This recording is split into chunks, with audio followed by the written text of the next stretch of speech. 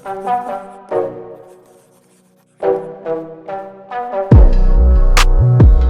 3, 2, 1, boom, we are live. Yep. So welcome to the 11th episode of the podcast. It is pretty late at night today. Yep. Yeah. And just don't start with, oh, it's unbelievable. It's the 11th episode of the UnCut Theory Podcast. One after another one. What can I say? Yeah, just don't do that. Yeah.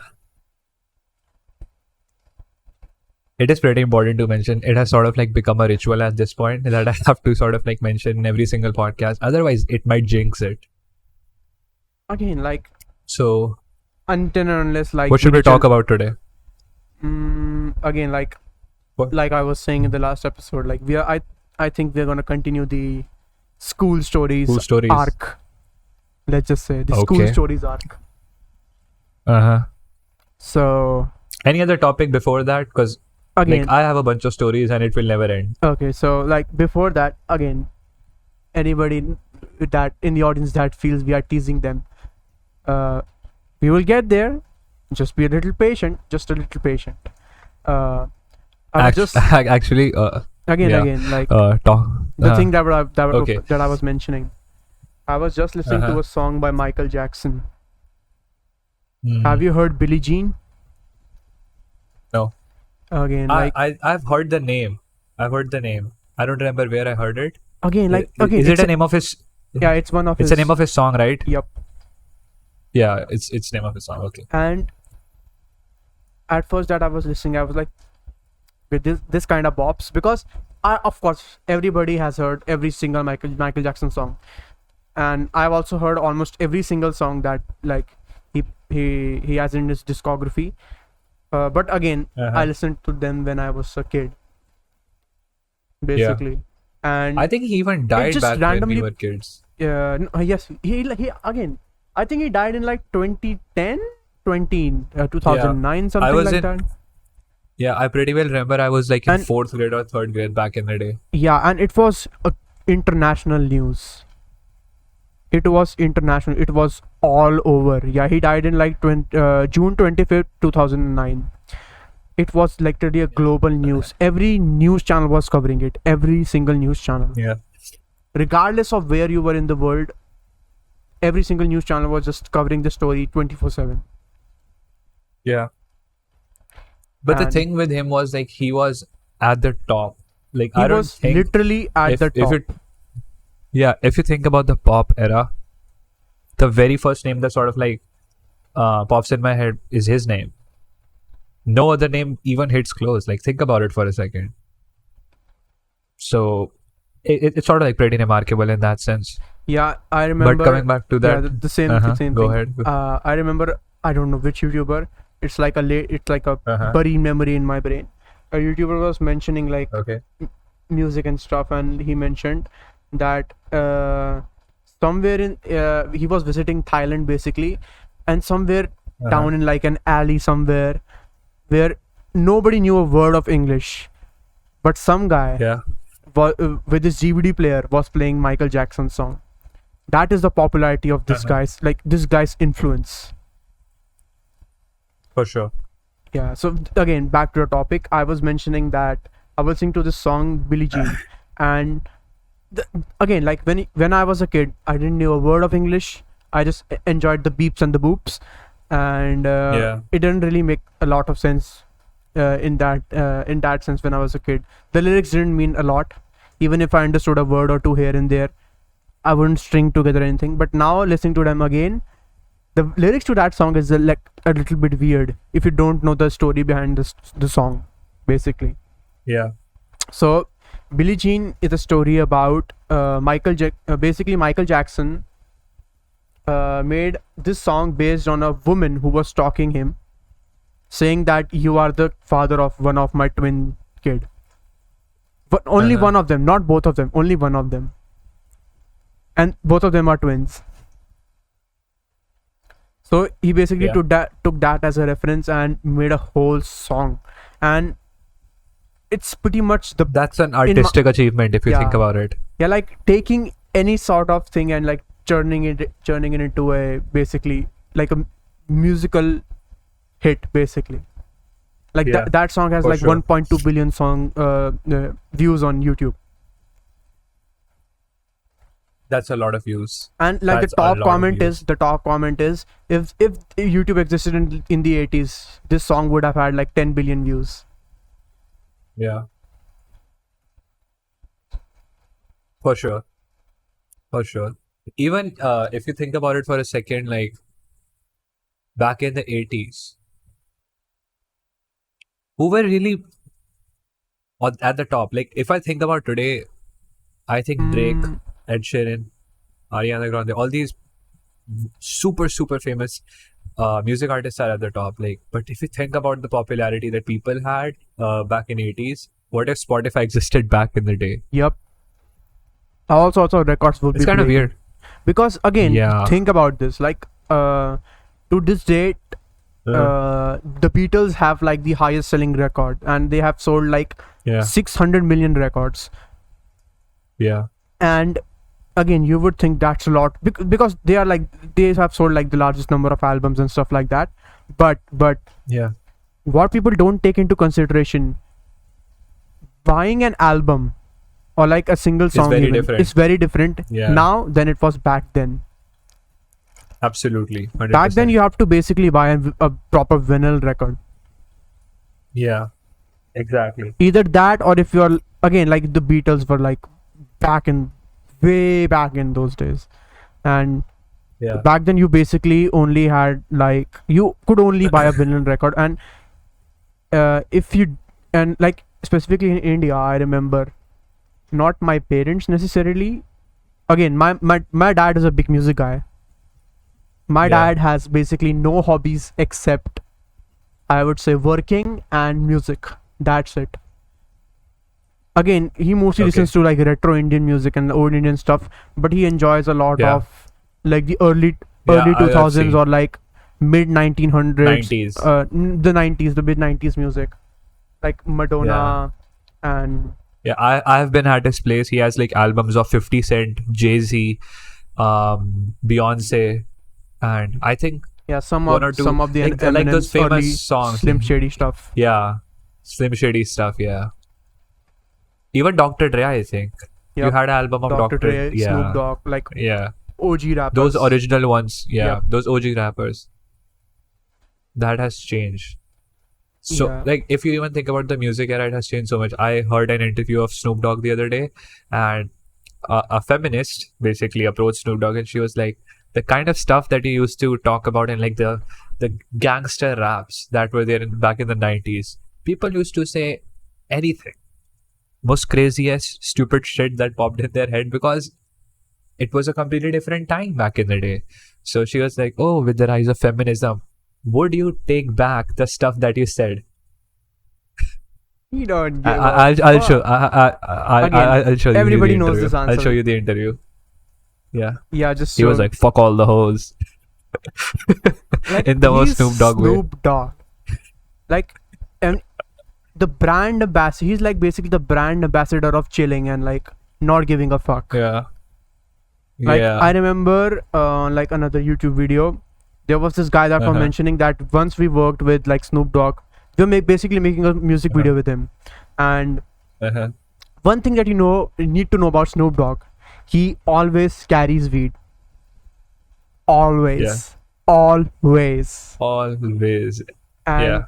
the thing is that the guy mentioned that the thing about working with Snoop Dogg is he will 100% offer you to smoke. 100%. Yeah. And if you accept the offer, and he will basically what happened, what that YouTuber said was what happened in that set, in that very moment, he offered everybody to smoke. Everybody smoked, and on that The day entire set nothing was was high. shot. Basically nothing was shot, Yeah. and it was basically like a blank day, and nothing happened. Yeah. So he said that's like one of Yeah. the catch-22 of working with like Snoop Dogg. Snoop Dogg. Yeah. And the thing is, like, I And- like to yeah. imagine. I think I've mentioned this thing before as well. If you are a cop in the USA, you pull over a Uh-huh. car, the hood, basically the window goes down, and there's Snoop Dogg sitting with like a pack of weed. You don't have the Yeah. balls to arrest him. You cannot arrest him regardless of which state he is in. Like, you cannot arrest him. It's kind of crazy thinking about it. Yep. It's kind of crazy. So It was a whole different era back in the day, if you think about it. Even like the Slim Shady stuff, now that I think about it, like Eminem has said a lot of stuff about LGBT, if you think about it, which he will never take back. He's like, I don't care about it. But the time has changed. again, like, the times have changed this stuff. Like, again, like, hands down, I'm a big fan of both of them, Snoop Dogg and Eminem. But again, like, I was recently perusing through Twitter, and like I saw like both of them were promoting NFTs and stuff. Yeah, that kind of shit is weird. They just have a song. Did you listen to that song? That song has like NFT in it. Yep. Like the whole song. Have you heard that song? If you have heard the song, you know the context in which I'm saying stuff. Like, what can I say? Because Eminem recently sort of like bought his Twitter profile picture, I suppose, that is like $400,000. Yep, That's an NFT. it was basically a bored ape. It was basically a bored ape. Yeah, a bored ape. Yeah, and Snoop Dogg is well known for having his stuff down in NFT. I think his latest album is also there as an NFT, I suppose. It is selling for hundreds and thousands of dollars. Again, I don't even remember how much. Both of them I think it was don't 20 Ethereum or something. Yeah, I think probably both of them don't know anything about blockchain and stuff. Nothing. It's probably their PR team telling them to, like, this is the new thing that you have to sign your contract. Yeah. Because I also remember back in those days, Eminem had a deal with like G-Shock and stuff. He used to promote G-Shock, and in every single interview, he would find a way to basically, like, the thing I did here. Promote G-Shock. Yeah, the thing I did here. Like, he would be wearing his G-Shock, and he would like obnoxiously try to like flex. Yeah. Show it more than required, basically. Like, he would like steer the conversation. Like, I was going with my friend and stuff, and I bought him a new G-Shock and stuff like that. And look at my G-Shock and stuff like that. But G-Shock is still a dope watch if you think about it. G-Shock is a great watch. One of the best, probably the only watch that I will probably buy, because when, again, like, for a kid, probably not now, but for a kid, why I love G-Shock is because I have broken like 3 or 4 watches. Either the strap fell off, or like the glass broke, or there's scratches all over it, stuff like that. And G-Shock was kind of the watch that, oh, you are wearing this thing is not coming off at, either you have to cut, either some like somehow your hands got chopped off, or like a nuclear blast went off. Only then will this watch be harmed, basically. Yeah. And like that was the most appealing thing about G-Shock, like its durability. Yeah. It is sort of like the most manliest watch. It's like a military grade watch. You just smash it anywhere, hit somebody on their face, like just smash it with full strength, drop it off like 20 feet. Nothing happens. Even if you go like deep down in the swimming pool, like 20 meters, 30 meters down, just nothing happens. That's what I like about it. Did you see the new Apple Watch Ultra? Yeah, with like the crash detection and stuff. Yeah, it has crash like detection. The craziest features. Yeah, it has like the craziest features, but its price tag is insane. It is $800. The normal Apple Watch is like $400. Like, I think exactly. I think people who wear like Apple Watches and stuff are basically pretentious people who like to show off. Like, again, you cannot have your phone out I just think of like Apple users and iPhone users basically showing off every single thing that they buy from Apple. Again, you remember the time that everybody had those AirPods in. It was basically a fashion statement. Like, if you're making like basically like a fashion breakdown, those were basically the part of your get up or your outfit. Yeah, for sure. So like I just like to believe every Apple user just likes to show off their stuff. And again, you cannot have your iPhone, like your $1,000 iPhone, out every day. Yeah, and stuff like that. For sure. And like every time, like obviously it has to go in your pockets. But I'll say one thing. But the watch remains. And you can basically show off like all these peasant people. Look, I'm wearing an Apple Watch. You cannot afford this stuff. So it's basically status signaling. That's what you're trying to say. Yep. But my opinion with Apple Watch has not changed at all. Like, I remember back in 2019, I saw a video, I think it was of Peter McKinnon, I suppose. He talked about why he doesn't like wearing an Apple Watch, and his statement was the same that I gave everybody. Apple Watch is a dumb product. There's no reason for the Apple Watch. Some people give like, oh, it has, blood oxygen level stuff going on. It has, heart rate monitor, blah, blah, blah. But Again, how often do you even use that stuff? If you think about it. And also the weird part about it is like, if I have my phone, the notification sort of like pops up every time. Of course, you can like prioritize and put certain notifications on silent and stuff like that. But I still don't like the watch. Also, it's like breakable. The only reason why I like G-Shock so much is like, again, like you smash it anywhere on the wall, nothing happens. I didn't watch the Apple event, but like I went through the footnotes and like watched a couple of like a couple of videos summarizing the event. Apple was basically like fear mongering, like, oh, you wanna buy this watch? If you don't have this watch, you will die, and you will die. Nobody's gonna call the 911. No ambulance is gonna come. And that was basically like Apple was basically going for the angle: buy this for your parents, or you won't see them the next week. Basically. Also the weird thing is like most of those features don't even work in India. The new iPhone has like this SOS feature that if you crash, like if you crash a car, it will call an ambulance. But that feature does not work because 911 does not work here. And also, I think we have in India 112, I suppose. That does not work on an emergency number. So that doesn't work. Also, the weird thing about the new iPhone is like in the US, they just took the SIM off of it. Now it's eSIM. Yep. Can you imagine how stupid it is? And how in the next 3 years, everybody will just start copying Apple and no smartphone manufacturer would have a SIM in it. Again, like this is the sort of thing that I don't like about like the direction Apple's taking the industry. The similar thing happened with the back cases. You remember the back cases? Which back today, case? The removable cover that every phone used to have. You could basically remove the back cover of every single phone back and replace the battery by yourself. Yep. Not even just replace the battery. Like it would, again, the back cover used to work basically as a shock absorber if your phone basically fell. That was one of the big things. Because the back cover went off and stuff. And now the back cover is not there. And even if you, again, like if your battery died, or if your again, like this happens with every single phone, even if it's Apple or if it's an Android. Again, it's a lithium ion issue, not like a company specific issue or like a product specific issue. It's a lithium ion issue, and you lose rechargeability. And one of the best things, again, a simple let's just say battery replacement would have been enough, but now you have to go to a service center, give them the phone, pay them the fees, pay an extra money for whatever type of official battery that they're using. Yeah, especially in the case of Apple, because they have like zero modularity. Like they want their stuff in their phones. That's it. Again, like the thing that you mentioned, opened a bunch of memories in my brains regarding the region lock stuff, like a lot of features that work in the USA and Canada, but basically North America and sometimes Europe, but not all of the time. Mostly America. But they don't work anywhere else. Like that's one of like the biggest gripes I have with technology.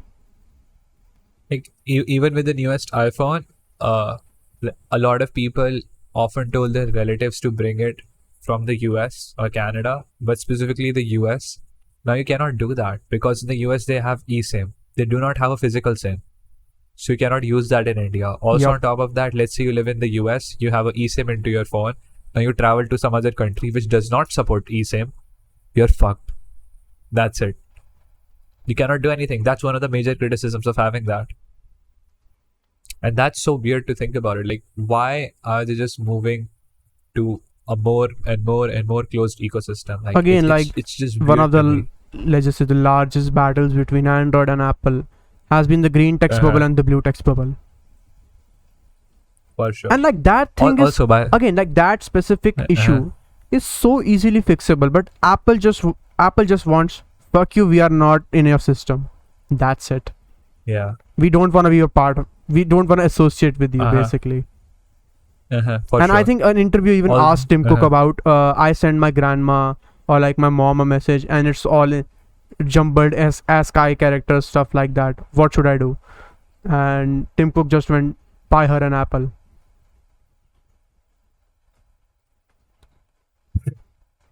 It's weird to think about it, to be honest. Also, by the way, interjecting for a bit, there's an application that's known as Blue Bubbles in Linux, open source. You can do the same shit. That's the only reason why I like Linux so much. And I told my friend who has an iPhone, he installed it, did a bunch of stuff, logged into his Apple ID, boom, that stuff works.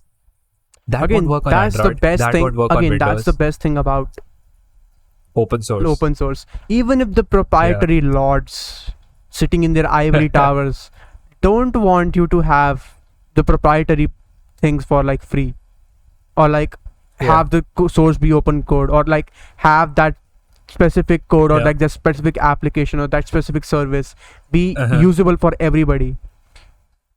Somebody somewhere in the world has found a way to basically use an API system or anything, like reverse engineer anything, and implement it all over everywhere, basically. Like I use a API front end for YouTube because I'm not paying YouTube Premium for just using my music and stuff for in the background. I'm not paying YouTube for that unless they do something like exclusive. Like one of the best things that I love about Twitch, that Twitch does basically best, is the integration with Twitch Prime. So basically, if you because Amazon owns Twitch, if you have an Amazon Prime, which almost everybody, even if you order stuff online and you don't want to go through the hassle of a lot of hassle, let's just say, you're probably gonna buy like the Amazon Prime, and it's not just free deliveries and like fast deliveries. You can use like the Amazon Prime videos. Again, nobody uses the Amazon Music and like the audiobook stuff. I think rarely anybody does that. A lot of people use it. You not just here, not here. I'm talking specifically about India. Yeah, and it's basically but the user base is very small in comparison to Spotify or Apple Music. Again, like nobody uses Amazon Music and stuff like that. But your mic is muted, by the way. How? Oh, I think you did it by mistake. Yeah. Alright, probably did it by mistake. Okay, so basically the thing that was mentioned, nobody uses Amazon Music and stuff. The basic, I would like to think like there are mostly only two uses: Amazon Prime Videos and the Amazon Prime for like deliveries and stuff. But another thing that you can use it is basically it can be used as a $5 donation for like any Twitch channel. Yeah. And you can have it integrated. Another good thing that Twitch has is basically watch along parties. So if there is a movie, if there is a movie on Prime, let's just say Amazon Prime, and if you want to watch that specific movie with your viewers, what you can do, rather than doing like what most YouTubers and like most other content creators do, what most content creators do is basically they put a timestamp somewhere above their head, or like, we are on this duration of the movie, and you can continue to watch along. Rather than doing that, basically a pop-up appears. You can basically integrate Prime Video with your Twitch account, and a pop-up will appear like this creator is watching this video, and you can basically click and have it synced to your Prime Video account or your Prime your Amazon Prime account, and you can watch with them without the hassle of manually seeking in and out. Yeah, I can understand that, and that's like such a cool feature. I wasn't aware of that. Again, to be like honest. that sort of integration works in the favor of everybody. Yeah. Like again, if you're gonna go through the hassle of buying like so many IPs, like Amazon bought Justin TV, for which was now known as Twitch. Later it was known as Justin TV, for like $1 billion. And again, if you're gonna throw that amount of money, you better have some sort of plans for that, basically. For sure, 100%. Yeah. 100%. Yeah, that was basically it. So again, Deergh, should we go back to the juicy stuff? Okay. So who do you want to talk about? let me think about. Which specific stories do you topic. have popping up in your Again, head? let's just continue with like the US school stories. Any that you remember? Because Cool I have a lot of them. stories. Okay. I have a lot of them. Okay, then the ball is in your court. Go ahead. No, I was just kidding. I wanted you to, because you do a better job at explaining those sort of nostalgic stories and stuff like that. Why do you think so? I don't know. Your Does it style cover all kind the of suits. details? Like, yes. Basically, what I would do is basically I would jump to a point, continue in that tangent, and I will basically kill the mood in the story.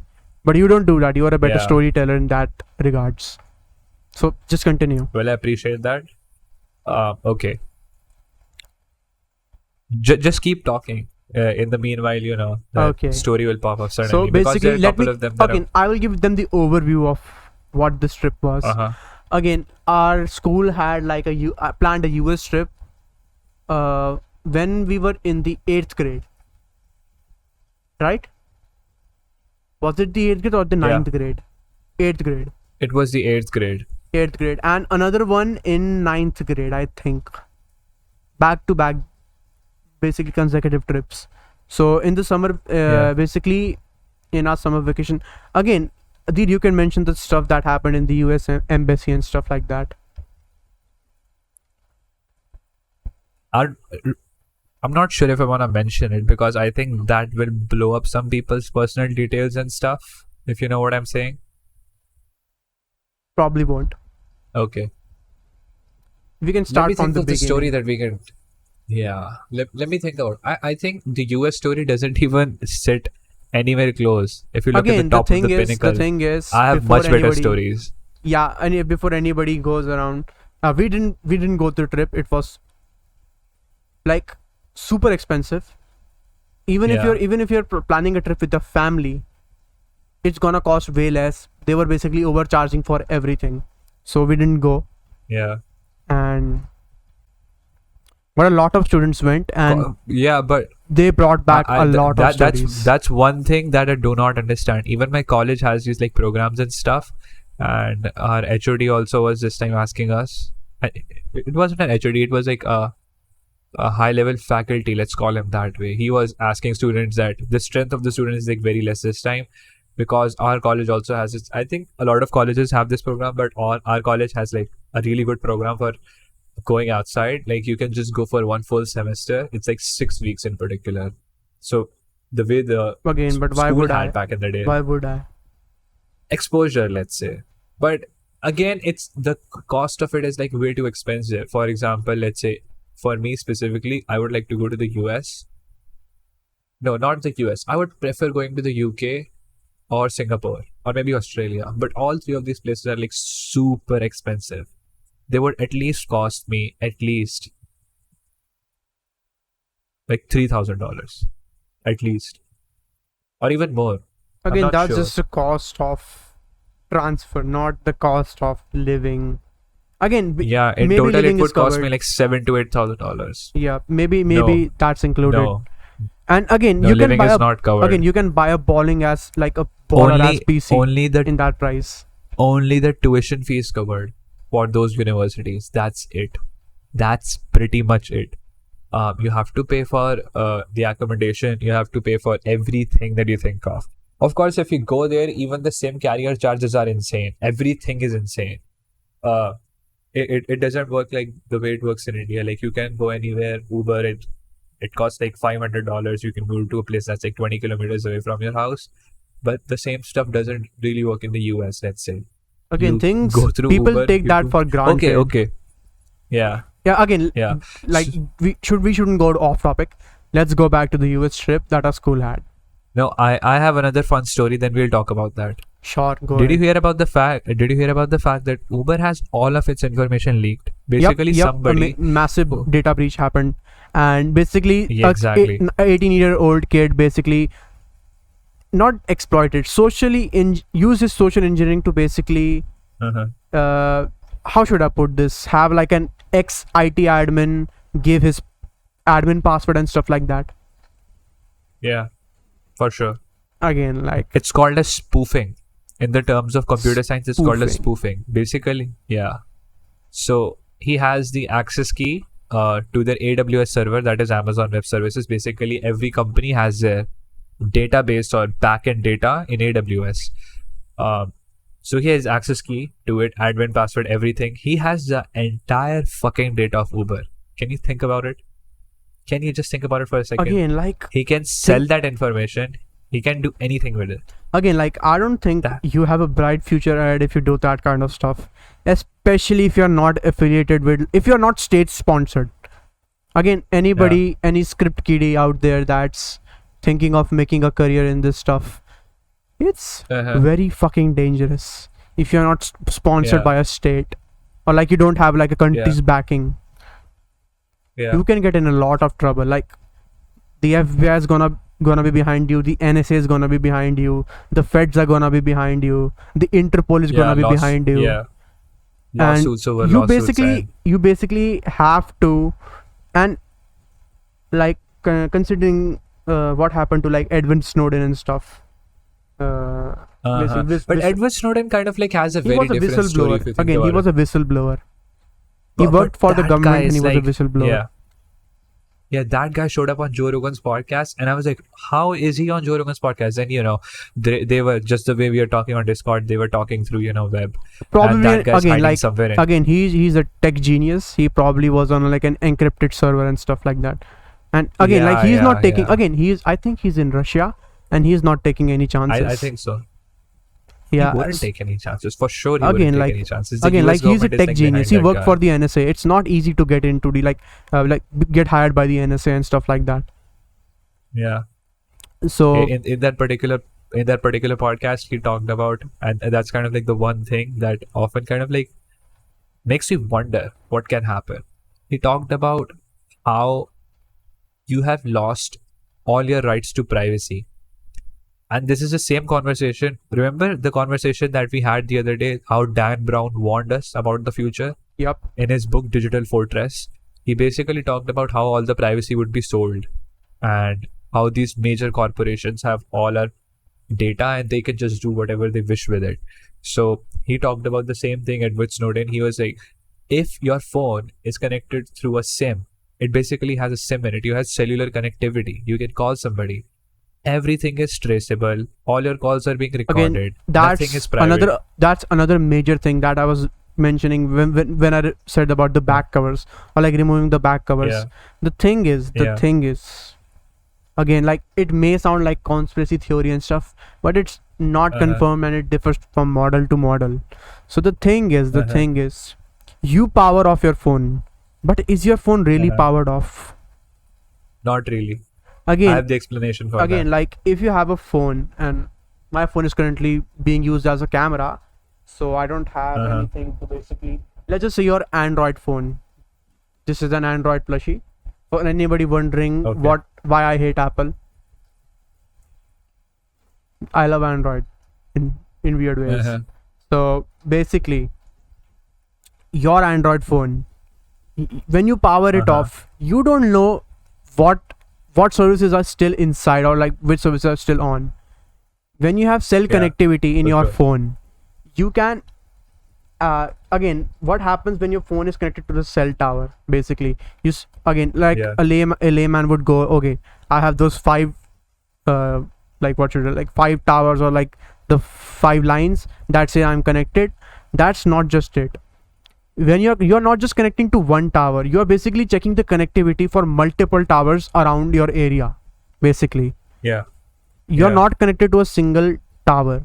So basically, even if your GPS is off, your Wi-Fi is off, your Bluetooth is off, if your phone can still detect cell towers, theoretically, all you need to do is connect to 3 different towers, and anybody who has like the let's just say the permission to or like the access to that data can triangulate your position. Right. But why specifically 3 towers? Because triangulation requires 3 towers. I'm not so sure about it, but that sounds kind of legitimate. Again, You know, and the again, stars like the and, you know, freedom that you had by removing your battery manually. Again, by removing your battery manually is taken away, and you cannot be sure that your phone is really turned off.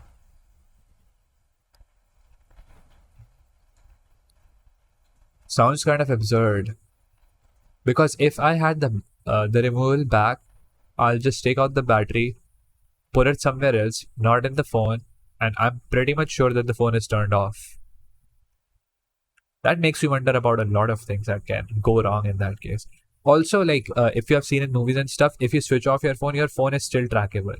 For the people that do not know it, Again, it's like still trackable. if anybody here watches Crime Patrol, like that thing has been explored, like that specific topic, or like cell tracing in Crime Yeah. Patrol, that thing is basically, I would say, like, how should I even put this? It has been researched or like used from hell to back here. Yeah, it's like a mathematical formula. It doesn't matter which question you get, you just apply that formula. Yup. And you just Basically, somehow get the answer. Crime Patrol, for those Yeah. of you who don't know, Crime Patrol is basically CSI. Again, for like the foreign audience, especially the US audience that is watching, CSI, or like crime division stuff, or basically, how should I put this? Crime investigation stuff based from real life cases that were solved. Insane. They just sort of like add a little sauce to it. To And just make every those single episodes. episode Yeah. boils down to, they do a bunch of fucking around here and there, here and there, here and there, but every single episode boils down to, let's wait for like the cell records to come from the like the ISPs and stuff like that, or like the cell Yeah. companies and stuff like that. The And best thing that I like that about basically yeah. that basically uncovers everything, because almost no criminal in India knows anything about getting traced by cell tower and stuff like that. Yeah, for sure. Also, if you think about it, like if you think about it long enough, it would almost be impossible to commit a crime in the future because you're tracked everywhere. Cameras, cellular connectivity, satellite, everything. Just think Again, about it like for a few seconds. It again, is almost impossible. is Like even the if you do tech- something shady, run again away, that is the cameras are technical, tracking you. that is the technical, not even technical, that is like a futuristic dystopia, like a corporate dystopia. I'm not sure if that's a dystopia. But Again, like the analogy the that future is dystopia. again the analogy agree on that I that, used to, again the analogy that I mostly use is cyberpunk, but cyberpunk is technically not even like close a to corporate- that dystopia. again, it's a corporate dystopia, but it's not like highly surveillance dystopia, because again, like the story in cyberpunk is basically the internet. Again, everything is connected to the internet, so this one specific hacker, like hackers in that universe are called edge runners, net runners. Hackers are called net runners in cyberpunk. This specific net runner engineered a super virus, like a nuclear super virus, that basically destroyed the entirety of the internet, so nothing is connected. Okay. And basically, if you try to enter that internet, like the old internet in like the cyberpunk universe, you will be corrupted beyond repair. Everything, because everybody is technically a cyborg. Every single firmware that you have on your body is gonna be corrupted beyond repair. Yeah. And basically you will die. So Yeah. again, should we go back to the The school OG stories stories stuff? and Yeah, stuff. the OG stories. Okay. So, what do you even want to talk about? Do you That's the remember question, because I have a lot of stories. Yeah. any, Go ahead. any? Okay. Okay. Let me think about it for. Give me a few seconds, because I want to like recall every single part of it so I can tell it to the audience without really like missing out any details and stuff. You should have done this like way before. Like, I thought you were ready. I'm always ready, but I even gave you a lot of time. We even explored like No, a few topics after that. the problem is like, the analogy here is, let's say you go to the restaurant, you take the menu in your hand. There's like way too many options. You thought Again, about, go I'm ahead. gonna eat Just this, go I'm gonna ahead eat and this, think I'm gonna about eat your this. topic. Yeah. Just go ahead and think about your Okay. topic. Again, so anybody that was wondering what happened to that story. Okay, so basically, there was a US trip. It was extremely expensive, overly priced. Everything was Uh-huh. overpriced. We didn't go to Uh-huh. that trip, but the students that went came back with a fuck ton of stories. Fuck ton of stories. So, Yeah. and it was like every single process, every single place that I went had some sort of weird story attached to it. Yeah. And For sure. come on, Deer, I'm waiting for you. 100%. Or like, should I continue with one story that I remember? Go ahead. Go ahead. Okay, so what happened is, I think our school trip had like multiple locations: Orlando and Washington and New York. Basically, mostly the east side. Not, they didn't go to the west. So Uh-huh. when they were in New York, they went to like the huge Macy's store.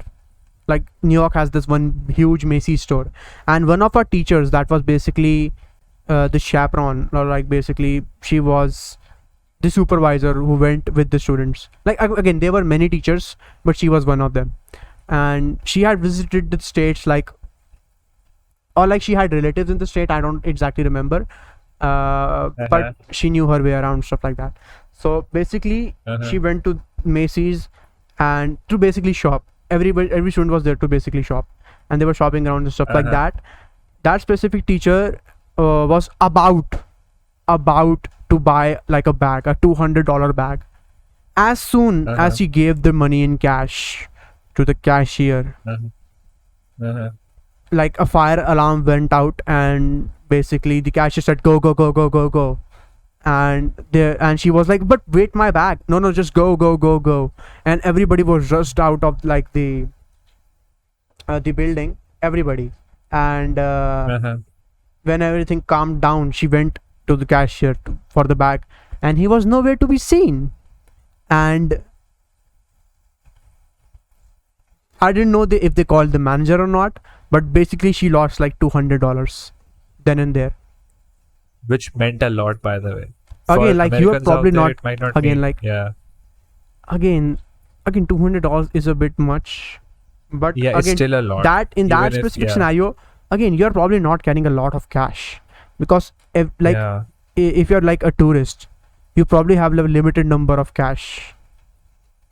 Yeah. Again, you could cash in more, but again, that requires to pay forex, and forex I exchanges always are different. Yeah, I always sort of like wondered as a kid, does foreign countries have also like strict restrictions over carrying cash, or do they also They have do, like they black do. money problems? That's just, No, of They do course, black every money. single country has black money issues.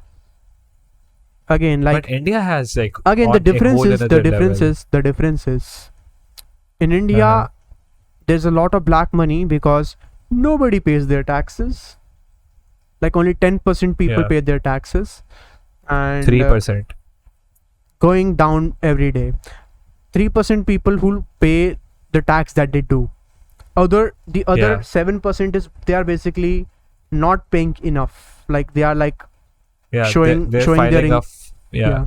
they are filing their Income taxes, way showing below their their mean. income. Yeah, Yeah. they are showing their income way low than it really is, and Yeah. like getting away with it, and Yeah. that's pretty much it. And the other 90%, they don't give a fuck. And again, like, even if everybody followed a tax bracket, I doubt like even 60% of the people like fall under like the taxable range, I think, because a lot of people work under the tax slab. A lot of people.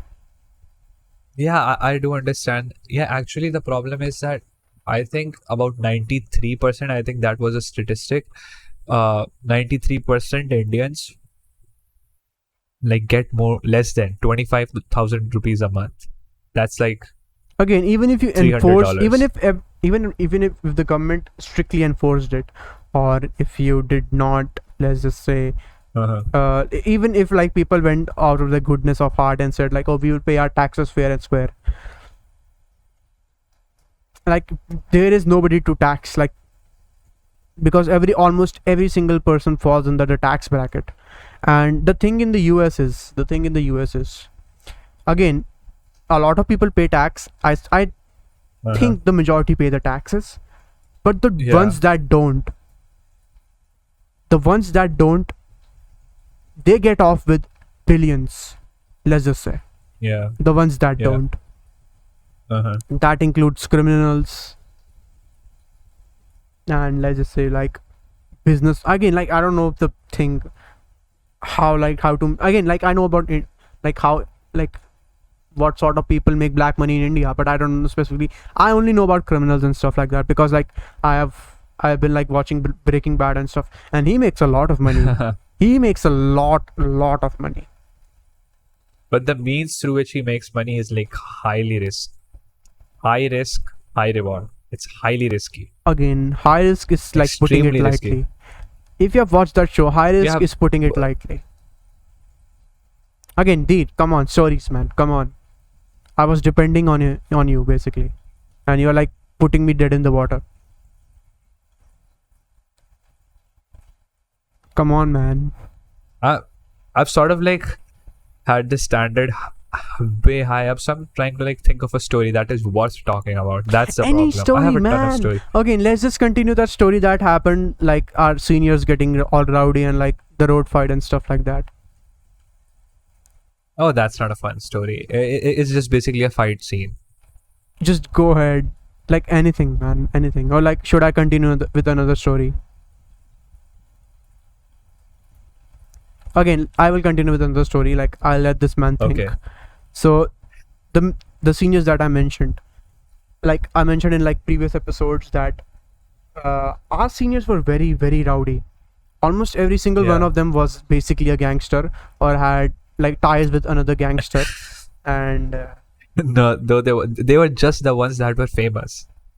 That's it. Again, no. Again, like if I started naming them, I think I could name like Do not almost name them. Do not 30 name of them. Almost 30 of them. Easily. Again, I don't specifically not remember name them. everybody's name. Just do not name Again, them. I won't name them. But there was this one kid. He had a vendetta. Again, like something happened with the coordinator and stuff like that, and he had some sort of vendetta against her. So he went to his boys instead. Hey boys, come here. I have a plan. So what are we gonna do? All you have to do is cover me and like watch my back. These 4 guys went in front of the coordinator's room. I was thinking of the same story. In front of the coordinator's room. Waited for her to go out of her room. He went straight to her door. His friends, his 3 friends basically covered his back and was like watching here and there, making sure like no teacher or student were there. This guy went, opened his zip and started peeing over her door. I was thinking of the same story. Again, like you have to think, what was their fucking game plan? Again, okay, no teachers are there. Perfect. What about the fucking CCTV cameras? I think our school did have CCTV cameras as far as Again, I'm aware. I have in every been, corner. Again, like you are technically not allowed in like the CCTV room, but I have been there a few, like I would say like almost a dozen times. Almost every single CCTV camera works. Almost every single CCTV camera works, and like the principal has a direct feed in her basically her office room, a direct feed to every single camera in the school. She can like alt tab and see tick tick tick tick tick tick tick. Yeah, she can basically change what camera she wants to view or what floor she wants to view on her computer, and like the display in front of her will reflect that. So what was your game plan? That's what I need to know. And even then he was caught. To be like cool and shit, if you think about it, that's the only reason. Like you want to make a statement. You want to be famous. Like that's it. Yeah. That's it. That's sort of like the only So reason, because you'll be caught 100%. yeah, but There's again, no way out of this. but There's just like no way out of this. again, you have to be a special kind of foolish to do that kind of that sort of stuff. And another story that came Yeah. to my mind, another one of our seniors, 2 years up from us. So basically what happened here is there was Uh-huh. a school trip, not like an international Okay. school trip, local school trip. They took us to some kind of museum and stuff like that. And once you're back from the trip, everybody was going home and stuff like that. Another bunch of students had this genius idea. Yeah. Let's do a dare. Uh-huh. What sort of dare? Jumping off a fucking building. Jumping off Not a technically building. like a building, like from the first floor, second floor. I don't technically remember that. Dude, are you It kidding was me? again, and if YouTube is watching, we don't condone this shit. Like, we seriously don't condone this shit, and whatever this guy did was fucking dumb. So a little backstory on this guy. This guy used to Uh-huh. smoke a pack a day. So you can imagine what sort Was of he? again, like, I think that kind of ratted him out. If like probably Yeah. Deergh knows. Yeah, I think I that know this that kind of guy. ratted him out. And yeah, this guy smoked a pack a day, and you could probably tell what kind of health condition this guy had. So Uh-huh. not in the For most sure. perfect of shapes, but he had a dare for 2,000 rupees to jump off the boys washroom. I think it was either probably the first floor, because if it would have been the second floor, it would have been game over. It was probably the first floor. Again, Uh-huh. it was back in those days when the roller skating ring was still there. The roller skating ring was still there. You remember That's like that place? The OG, yeah, that's like the You OG days. again, yeah. like, for anybody who doesn't have the context, there was a roller skating ring, which was basically the place where we used to hang out during recess and stuff, during the Yeah. lunch breaks or recess. And that place basically got built, like, our school was expanding and stuff like that, so they basically demolished that and build like another section of building, let's just say. Yeah. So That's basically, and you know, Uh-huh. the amount that they betted on the dare. Uh-huh. Take a wild guess, the amount that You they just betted said on. you said 2,000. Oh, I said 2,000 again. For 2,000 Yeah. rupees, which in dollars is the back in those $30. days, $30. No, back in those days, okay, 60, yeah, $35. that's it. $35. But that means a lot, to be honest, here in India. And of course, he took the bet. He landed on like a wooden platform that was basically used in Uh-huh. assemblies and stuff to basically build like a makeshift platform. Again, I Uh-huh. was home back then. The next day that I came, I went to that specific place. That platform was demolished. He went straight down. Luckily, of Dude. course he broke a few bones and he was bleeding all over, but he survived, so it's all good. Like, after, again, like, if I met that guy, probably again, I don't wish to meet that guy, but if somehow I met the guy, Same. I would like to give him the Darwin award, like the Darwinism award.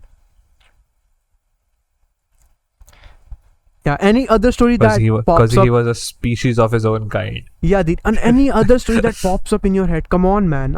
I'm waiting it. Well, like, I have Okay. already mentioned like two There's stories. one story. Yeah. Yeah. Okay. So there's one story. Remember that back in the day, basically what happened was we had a restriction that we couldn't even use a particular staircase, because what happened was Shit our ever. scene- Dumbest shit ever, man. You have opened a lot of memories in my brain.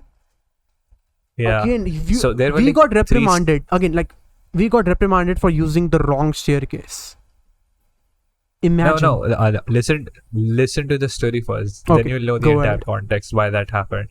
We had 3 staircases. Basically, it was like this long corridor, So we had one here, one here, one here, sort of like in this triangular way. That's kind of like the way you can think of it. But we had staircase like that. So the one in the middle, that was the closest to the first one, let's say, they just said, no, you can't go from this particular side. Then the other two were like diagonally opposite. So they were like the other side of the school building and the other side of the school building, kind of like in this weird way. The reason why they closed it was back in the day, seniors had this weird habit that they would like slide over stairs along the railing. Along that very slim railing that they had this like weird habit. And what happened was, kids were like so fucked up back in the day. They thought it was like so cool to kind of like slide along the railings, and they were doing it from the third floor. Ground, first, second, third. And if you fell even by mistake, you'll just straight go into the basement. That's And how again, risky it was. another funny thing that Yeah. I wanted to mention. I Yeah. remember this story. The best part is after that guy fell.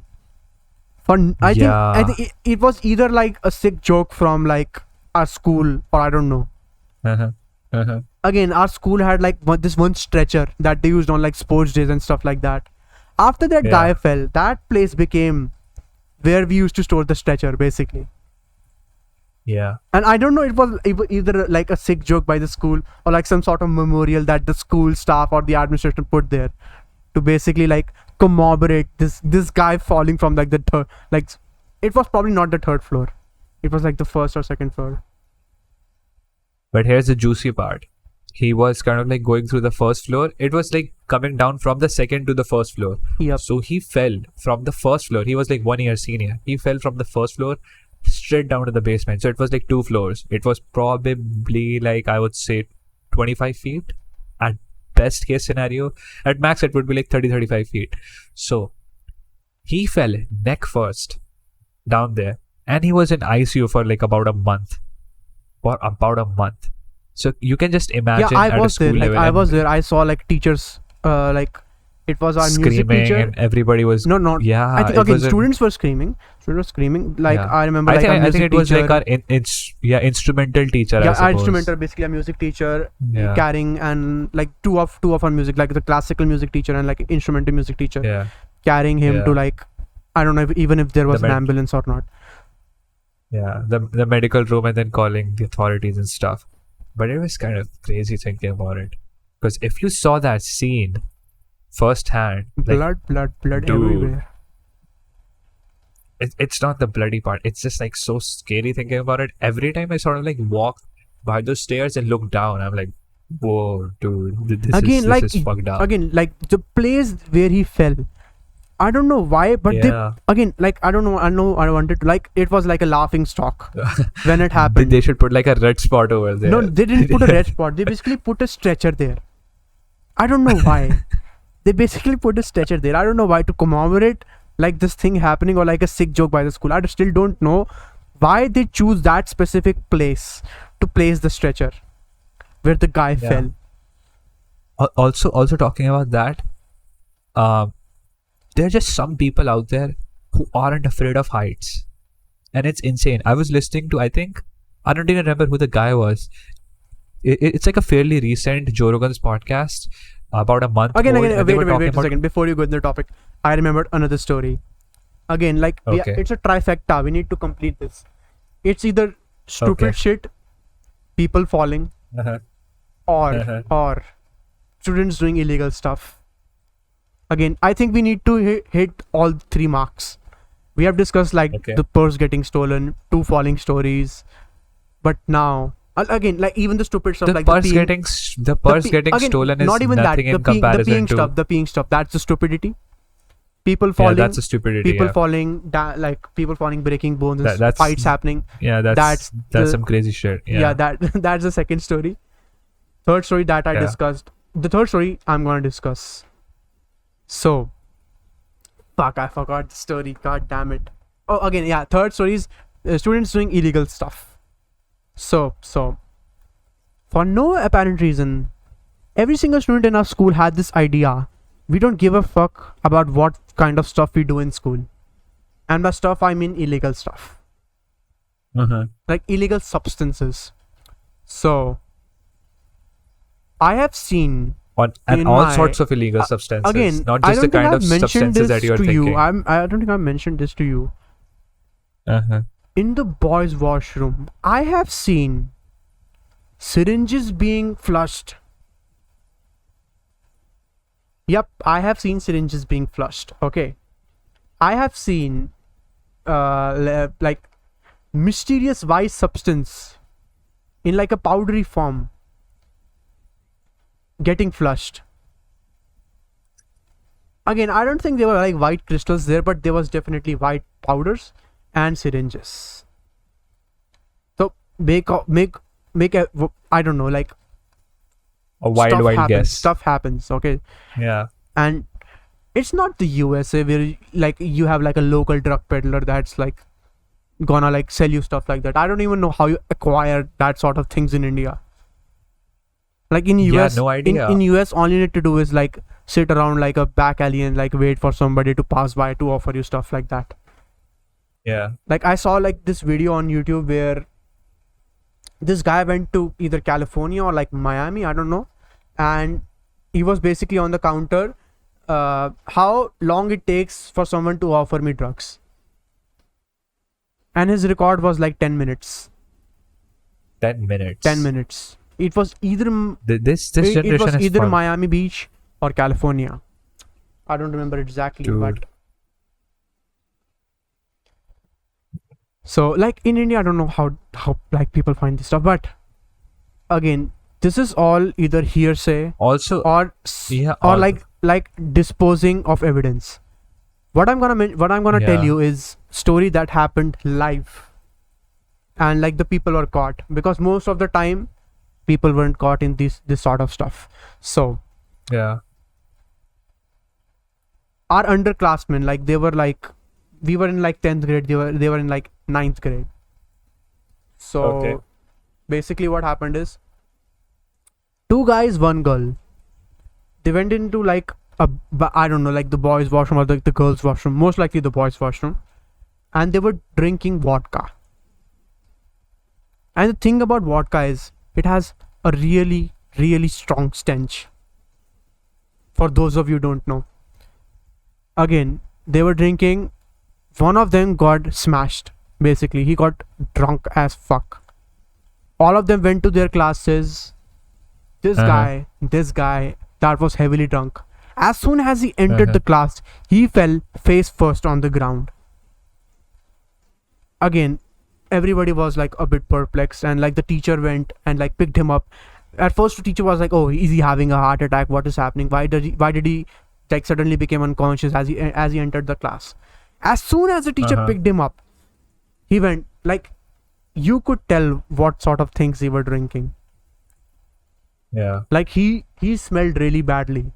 Teacher again the teacher went, what the fuck were you doing? Like trying to like slap him on the face, and like she asked another student to like bring him like a bottle of water, not a bottle of alcohol, a bottle of water, and like basically trying to, Like- and again like He was like- he was smashed. So the teacher asked, Yeah. like, what were you doing? He said, I was drinking. And like, what were you drinking? Ma'am, vodka pee rahe the hum. Like, we were drinking vodka. And she also asked, like, oh, who were you drinking with? Who were you drinking with? Because this guy was heavily smashed, he didn't know what the He fuck named he the was guy. talking. He named the guy. He name Yeah. dropped the guy, and the guy got in trouble. Teacher went again. They were from different classes. The teacher went to another student, bring that guy here. Yeah, the guy went, bring the guy that was like handling vodka and stuff to every single student, and the teacher confronted him and said, hey, guy here, were you drinking were you drinking alcohol or like giving alcohol to other students? He was like, no ma'am. And as soon as he said no ma'am, you could smell, like the teacher said, we could smell the breath. We could literally like smell his breath and tell he drank. Both of them got suspended, and again the girl somehow she basically, let's just say, got away scot-free, and both of them were suspended. One of them were the one that bought the alcohol was rusticated, but again he was later let's just say after copious amounts of donations, he was reaccepted into school. Yeah, for sure. Also, this stuff is like normal in college culture, like the university culture. The thing that was mentioned, like people in our school are like unhinged to the point. Like I have seen students smoking like e-vapes and e-cigarettes in the back of a class while the teacher is teaching.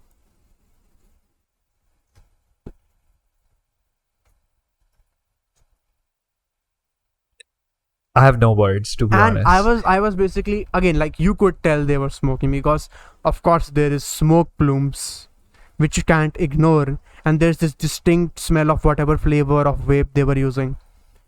And because if you again, think I about don't it know, for a second, like school 100% a teacher, has, again 100% a teacher knew, but she just choose to ignore. And the thing is, the best thing is, I'm sitting there trying to focus on whatever the teacher is like telling. This guy went, "Hey man, you want some? You wanna puff? Like, what the fuck, man? Just sit down. Get there off and me. Just like take to a corner and do this stuff." And I'm like,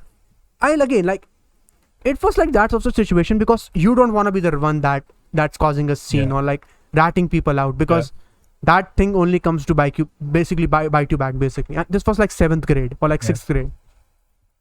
Yeah.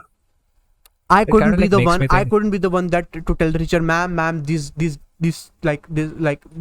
guys are doing stuff here.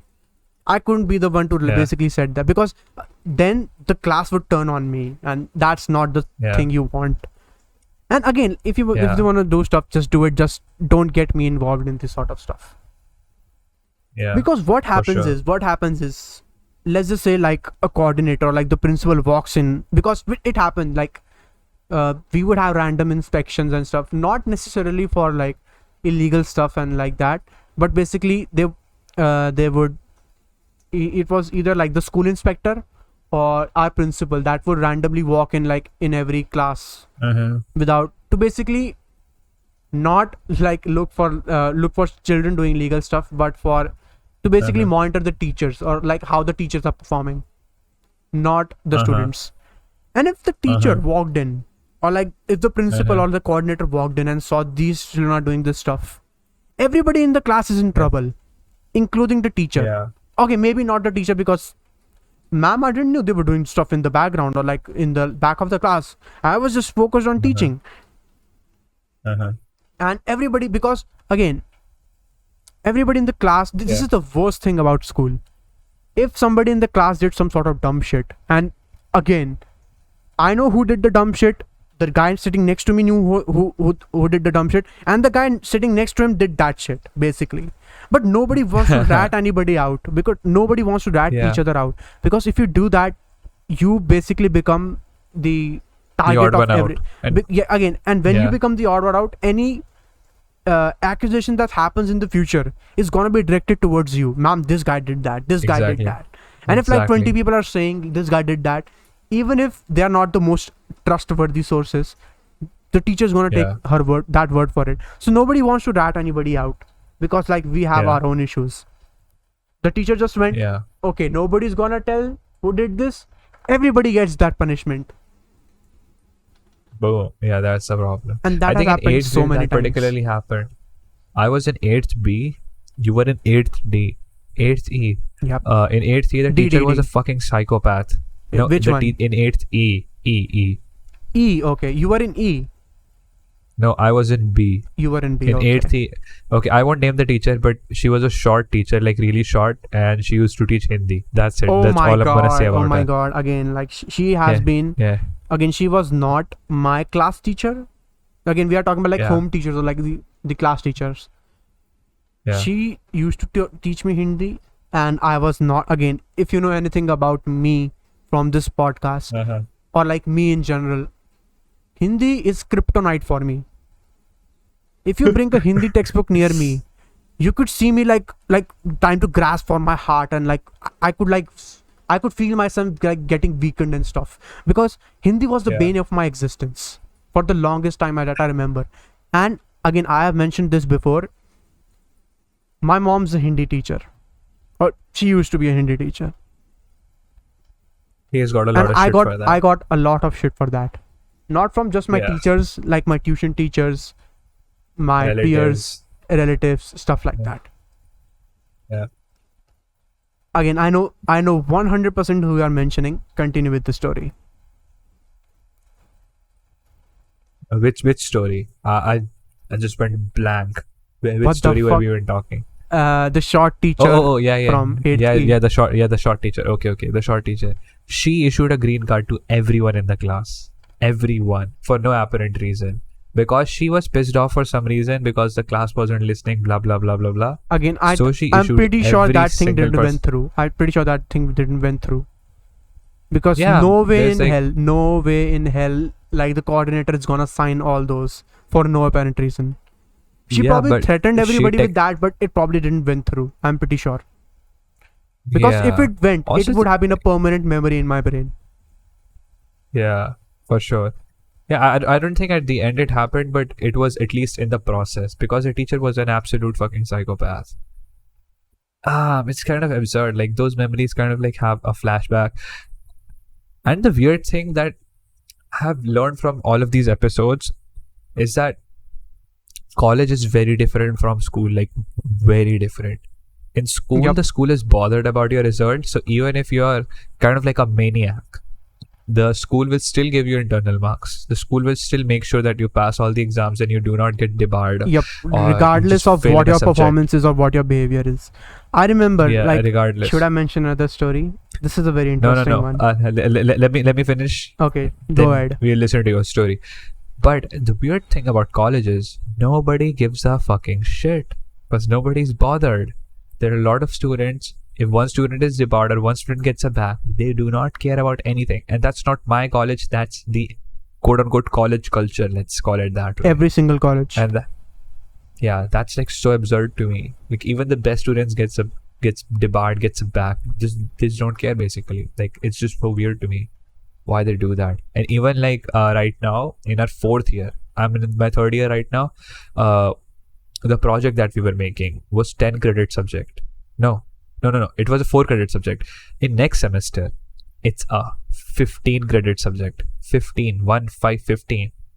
That's almost equivalent to like half of the stuff in your semester. Like the project, like again, should I mention what the project? major project. Should I The mention the major project? project. Can I mention the project My that you are project. working on? Yeah, sure, go ahead. Yeah, no he's problem. basically working on like the Discord bot, right? Yeah, I made the That's Discord board. It's like That's 15 credit. no. This time it was 4 credits. The major Next project will time. be 15 credit. Okay, Yeah. so you have to make another the project la- or like refine this project. No. The last project. After Okay. submitting that project, I get my degree. That's the one. Oh, so project basically that the I have to dissertation. submit. Yeah, that's the Oh, reason I said it's a major project. that makes sense. Again, that makes sense now. But that 15 credits is a lot of marks. And imagine just by chance that the teacher that is your project manager, let's call him that way, even though he's like called as a guide or instructor, but let's say Further from the truth. So let's say he's not a nice guy. Let's call him that way. He has some character issues. He's just not a nice guy. Again, You're not on every good terms with every that single person. teacher that's not a nice guy would mention himself as a nice guy. So let's just call him Mr. Nice Guy. Mr. Nice Guy. So this Mr. Nice Guy would just fuck you over. Like he would cause all sorts of problems for you because this particular project is literally responsible for your degree. Like it's just so stupid. Like I don't even know how to put it. I just don't know how to put it. Like Again, like it's so absurd I have the amount of power encountered people have. Uh-huh. these Mr. Nice Guys, and the thing that's common in every Mr. Nice Guy is that they take every single petty stuff to the heart. Every single petty stuff. You forgot to turn on your camera in that one online class when I was teaching. How the hell did you how did you have the balls to do that? I will have my revenge. That sort of teachers. It's just so weird. Again, and like the same thing that you mentioned, like this is a very distinct memory because it's probably one of the last memories that, or like the last stories that I remember of the school. One specific guy basically we are talking about 12th grade, so everybody is a science student. Everybody is a science student in our class. This one guy did not do his practical project. Like we were again, like they gave the practical projects like how, like 6 months or 5 months before you have to basically submit it. This guy, but no, and even before that you have to show that you are doing everything. You are basically have completed the project file, you have done the project itself, like the physical project or like any sort of experiment that you need to do, you have done that. This guy did not do anything. And the day of the like when we have to basically submit our project files, this guy still had nothing on his hand to do, like basically like this again. It's not like how much is like the project, like the practicals worth in like 12th grade? 20 marks? 30 marks. 30 marks. 30 marks out of 100. That's a lot of like, that's 1/3 basically. This guy still didn't give his project. But again, the teacher didn't want their like that no teacher wants to have like their class average go down because of like one single student. She went to went to like the workshop or like whatever storage room they had, took out another student's, like a previous year student's project file, ripped the cover from it, threw it on his face, and told him, go to like the stationery shop, buy a new project file, take that cover and put your name on that cover and paste it, and I want it done in like 10 minutes. Even then that guy didn't do that stuff, and the teacher had to do it on her own. Like when I just look back at school, like especially considering the fact that I'm starting a new channel, I've been teasing it for a while, I'll 99% do it next week. I've had a lot of students. By students I mean guys who are younger than me, even girls who are younger than me, just students, like school students, because now I'm in like third year of my college. They have like depressed stories and shit. They don't feel like studying. They have problems with entrance exam, career problems, all sorts of problems. And they ask me the same question. And it always sort of like makes me wonder that the environment is sort of like set in such a way. School is like so depressing if you think about it. There's an underpaid teacher, again, not interested in the subject. You're not interested in the subject. Nobody is interested in the going syllabus to school. Is nobody. Yeah, the syllabus is also like 40, not the teacher, 30, 40 years students. old. Yeah, everything. The assessment pattern is bullshit. You have to go through so many formalities. The paper's pattern is bullshit. No practical use case. Nothing like that. It's such a depressed place. Like, it's just so weird thinking about it. There's just certainly something missing with the culture. I'm not sure if that's only problem with the Indian education system, because a lot of education systems often outshine our country, but at least to me, that always seemed like a big problem, to be fair enough. So yeah, also talking about stories. Now I'm going to talk about a story. Go ahead. Finally. Go ahead. So we were in 11th class. Okay. There was this guy in our class. He still kind of like lives near my house, kind of like 2 to 3 kilometers away. Good friend of mine. Was sort of like this gym junkie, you can sort of say. He was like back in the day bulking and stuff. He was like really into gym, all that kind of stuff, all that kind of jazz. And he went absolutely ballers in chemistry lab. So what he did was he picked up every single solution. He was like sodium nitrate, potassium nitrate, all sulfides, chlorides, everything. And he started mixing them all. He was like, what the fuck's gonna happen? So at the end, what happened was the test tube blew up in his hand. The test tube, right out of the bat, just blew up in his hand. Again, like curiosity is killing me. Is it AP? Yeah. Okay. Understandable.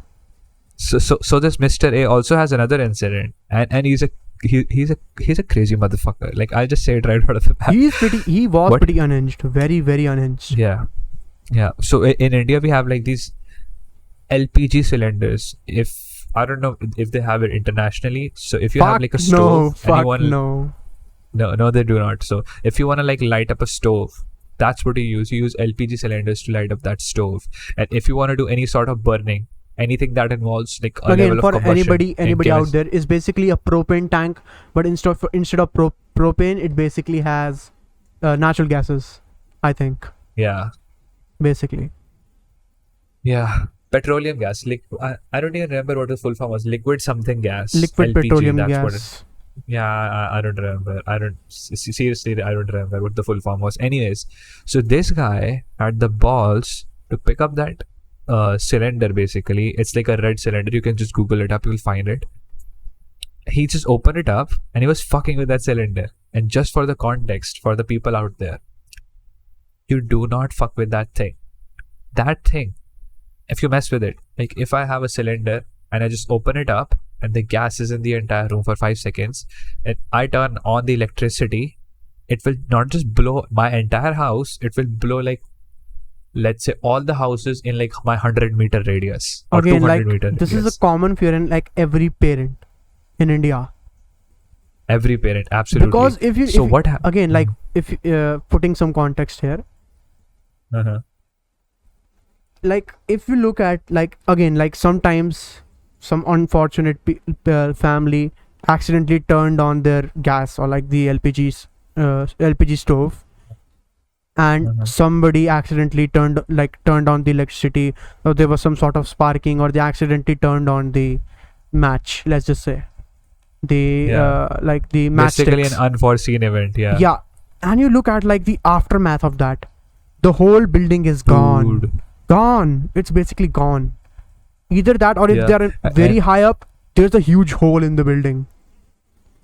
Yeah, there's a huge hole in the building. And it can happen to anybody. Because almost and even if you don't have like that sort of a LPG cylinder, most people still have like the IGL pipeline or like the IGL pipes that Pipeline. like that give like the 24/7 natural gas. And that sort of is it's like so risky to operate.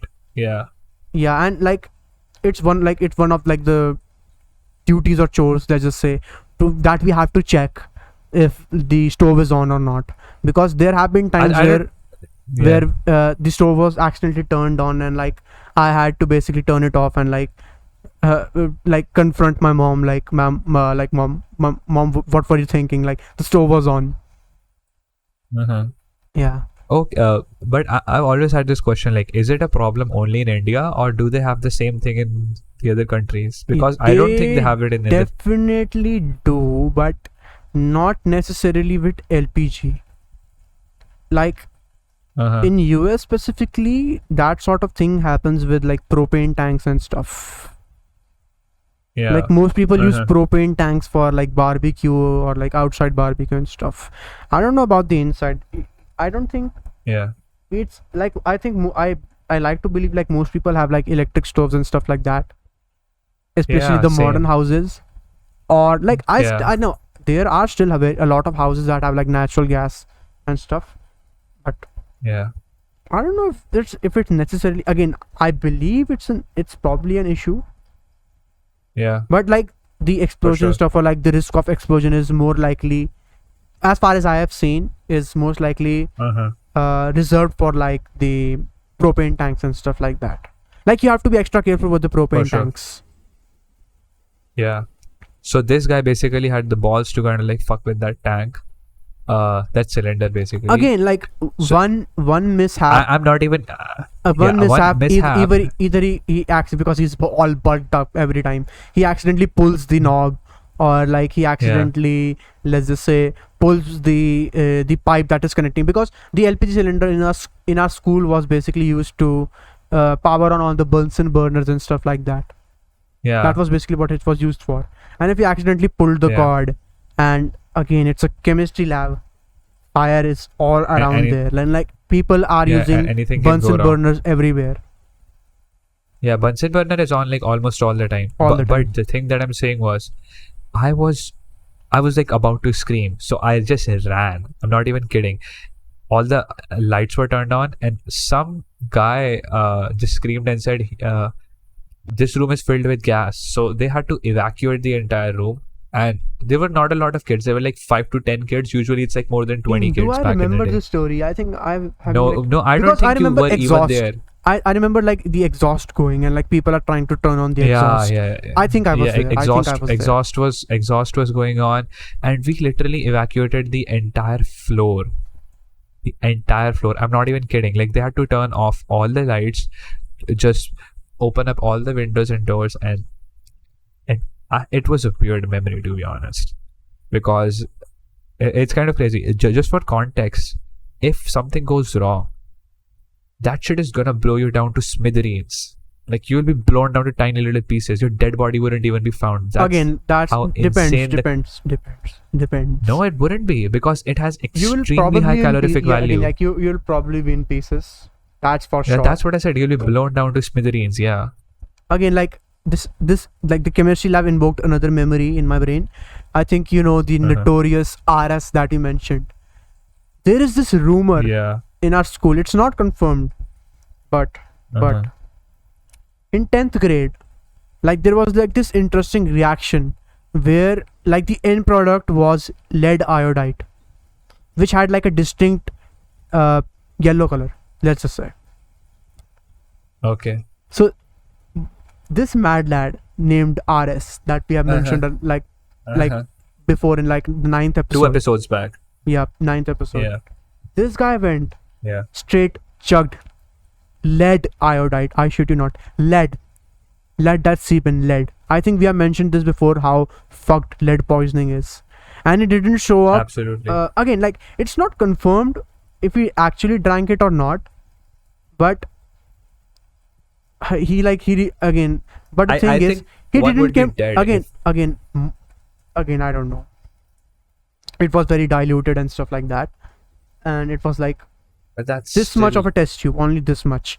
And the thing is, he didn't come to school. Like he was absent for like 3 days after that, so that only like spread the rumor more, and he never confirmed it. If he actually, again, he denied it. No, I think I specifically remember him denying it. But at this point, this rumor was so out of like place. Even the teachers were suspecting, like they were like confronting, hey, did you actually drank something or not? Like, we need to know, because this could be very serious. And he said, no ma'am, I did not do it. And to this day we don't know anything, like if it was actually real or not. I like to believe it was most likely than not false, because again, it's lead. Yeah. Like, he'd probably pass out in an hour or something like that. Yeah. I remember this one incident where we were in the basement. Remember the room in the basement where we used to play table tennis? Yep, Ping pong the for sports the room. American Sports audience. room. Yeah, the sports room. Yeah. It's called as ping pong for the American audience. So some guy during the Friday activity time was crazy enough to kind of like, I don't know, like you're just waiting in for your turn, and some people just get really angry about it, so they start like pushing each other and stuff. So the main entrance door they had, it was like this door, and they were like very small narrow windows, like these vertical windows that they had. Yeah, basically small window panes to basically inspect what's going on inside. That was basically their use. So sort of like take a peek to kind of like see through the stuff what's going on, in case even the door is locked, let's say. So that guy just pushed another guy, and they just fell on that window, and that entire glass was shattered, and the door was locked because of that. They just went poof onto that wall, onto that door, and they just smashed the whole window pane. They also sort of like smashed the door, the lock part of it, because there's this hinge. Oh, so basically it was bent. Bent, exactly. So the door won't open up. Oh, so they were the metal basically part locked. of it, yeah, everybody. There were like 40 people in the room. 30-40 people in the room. They were just locked, and we were just shouting. And in case you remember, on the very top of the room, they have like these very narrow windows just to kind of like see through what's going on outside, because it's in the basement, so you cannot really see anything. It's like covered up with a bunch of mud, let's say, soil. So again, there was like a small garden area just, like around our school building. It was a crazy memory. They were like shouting out of the window, somebody please open up, blah blah blah. And there was a guy, he sort of like took the whole thing out. It's a crazy memory. Like, so you were trapped in there or not? Like, I was trapped in there. Yeah, I don't remember the story. Like, again, like when you mentioned this story, I'll tell like, you when bits and pieces are here struck to my mind, and like the whole story like sort of like like a puzzle forming in Well, front of my head. Well, the problem is that I have way too many stories, and that's the problem. I don't know which story to say first. Second, the problem is if I say a story that's way too specific, it will just give away who the person Again, was. nobody That's gives the a reason. shit. Like half the people don't even remember who we are, most likely than not. Yeah, that's the problem. Yeah, that's one of the things that always used to bother me as a kid. Like right now, with the kind of stuff that I'm doing, like YouTube and stuff, it's literally like one video, and my career is just off the charts. And it's just so weird that even like if I go back and recall my school days and school memories, because I was not the famous kid anywhere. Like I have changed 3 to 4 schools, I was not the famous kid anywhere. People would not just remember me. I do not have any memories whatsoever. Like Again, even if I look I back, only people- take that as a positive. That's a positive in my eyes. Yeah, same. I take it as a positive too. Kind of like Again, the best part being about the my identity. unpopular nerdy kid shaped me into who I am, and basically Absolutely. introduced me to a lot of stuff that I probably wouldn't have done. Let's just say. Yeah. Again, Also, there's like no fun in being famous, to be honest. Naval Ravikant has one of this like popular wisdoms, let's say, where he says it's better to be rich and anonymous rather than poor and famous. And every time somebody talks about fame and gaining status and having a name for yourself, that's kind of like what pops up in my head every single time. That there's really nothing good at all in being famous. just Fame being just famous, comes with a just being shitload of- famous. Most people are just famous. They have nothing to like back it up. Like nothing. Like seriously nothing. Think about it. Most of the kids Again, that you like know the who were thing famous back that, in the day, the thing that I wanted to mention, like the specific topic. Like remember I mentioned MUN like in the previous episode, and like a lot of other schools came to basically delegate like other. Basically, it was like a inter-school competition. Let's just say. So this guy that was like technically a friend, not a very good one, but a friend nonetheless, and he like shifted schools like Way too like many in like times. seventh grade, and I met him again in like Okay. 10th grade, Okay. and I met him during the MUN. I went to him and I said, "Hey man, how are you?" And he was like, he acted like all awkward and stuff, and he was like, "Do I know you, man?" And you can imagine being like the let's just say the shy kid and stuff like that, how awkward it was for me. And he doesn't even remember. I told him like I'm Yuvraj, and he went like half-heartedly went, "Oh yeah, sure man, yeah." But you explaining that stuff, I don't think I had the same problem. Like even when I go back and talk to the people who were in my coaching institute back in the day when I was in 11th and 12th grade, Again, I encountered a couple of them. that's and again. they know I'm me not pretty saying well. I'm not saying like nobody would fucking remember me. I was like my existence was basically nothing. No, I had a lot of very good friends, and he was most likely than not. Again, he was not a very good friend of mine, but like even still, like I am. Again, you are in contact with like more school's friends than I do. Absolutely not. No. In More than comparison me, to more you, than yeah. me, more than me. But more And than it's you, not yeah, like but it's not like they have forgotten about me or you. Yeah. But that's one of the weird analogies that sort of like pops up in my head all the time. Nothing really remains at all. Like this degree that I'm pursuing will end in 2 years. Not even 2 years now, like 1.5 to a little less than 2 years. But the weird analogy about it is like nobody's going to remember. Even the guys who are like I'm good friends with at the moment, we won't talk to each other and stuff. Like we won't bother shit. Like if you know what I'm saying. That's the weird thing about life. Again, like you I just think move that's ahead. literally a part of life. Like parting That with doesn't old necessarily friends, happen.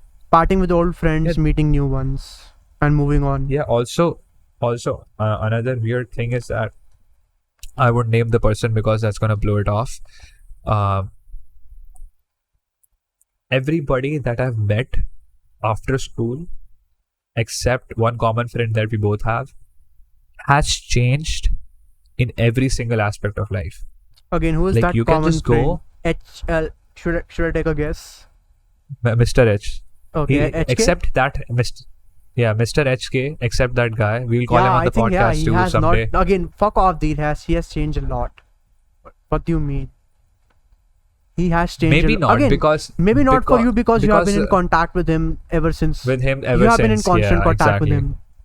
He has changed a Yeah, lot. but In hindsight, he has changed a okay. lot.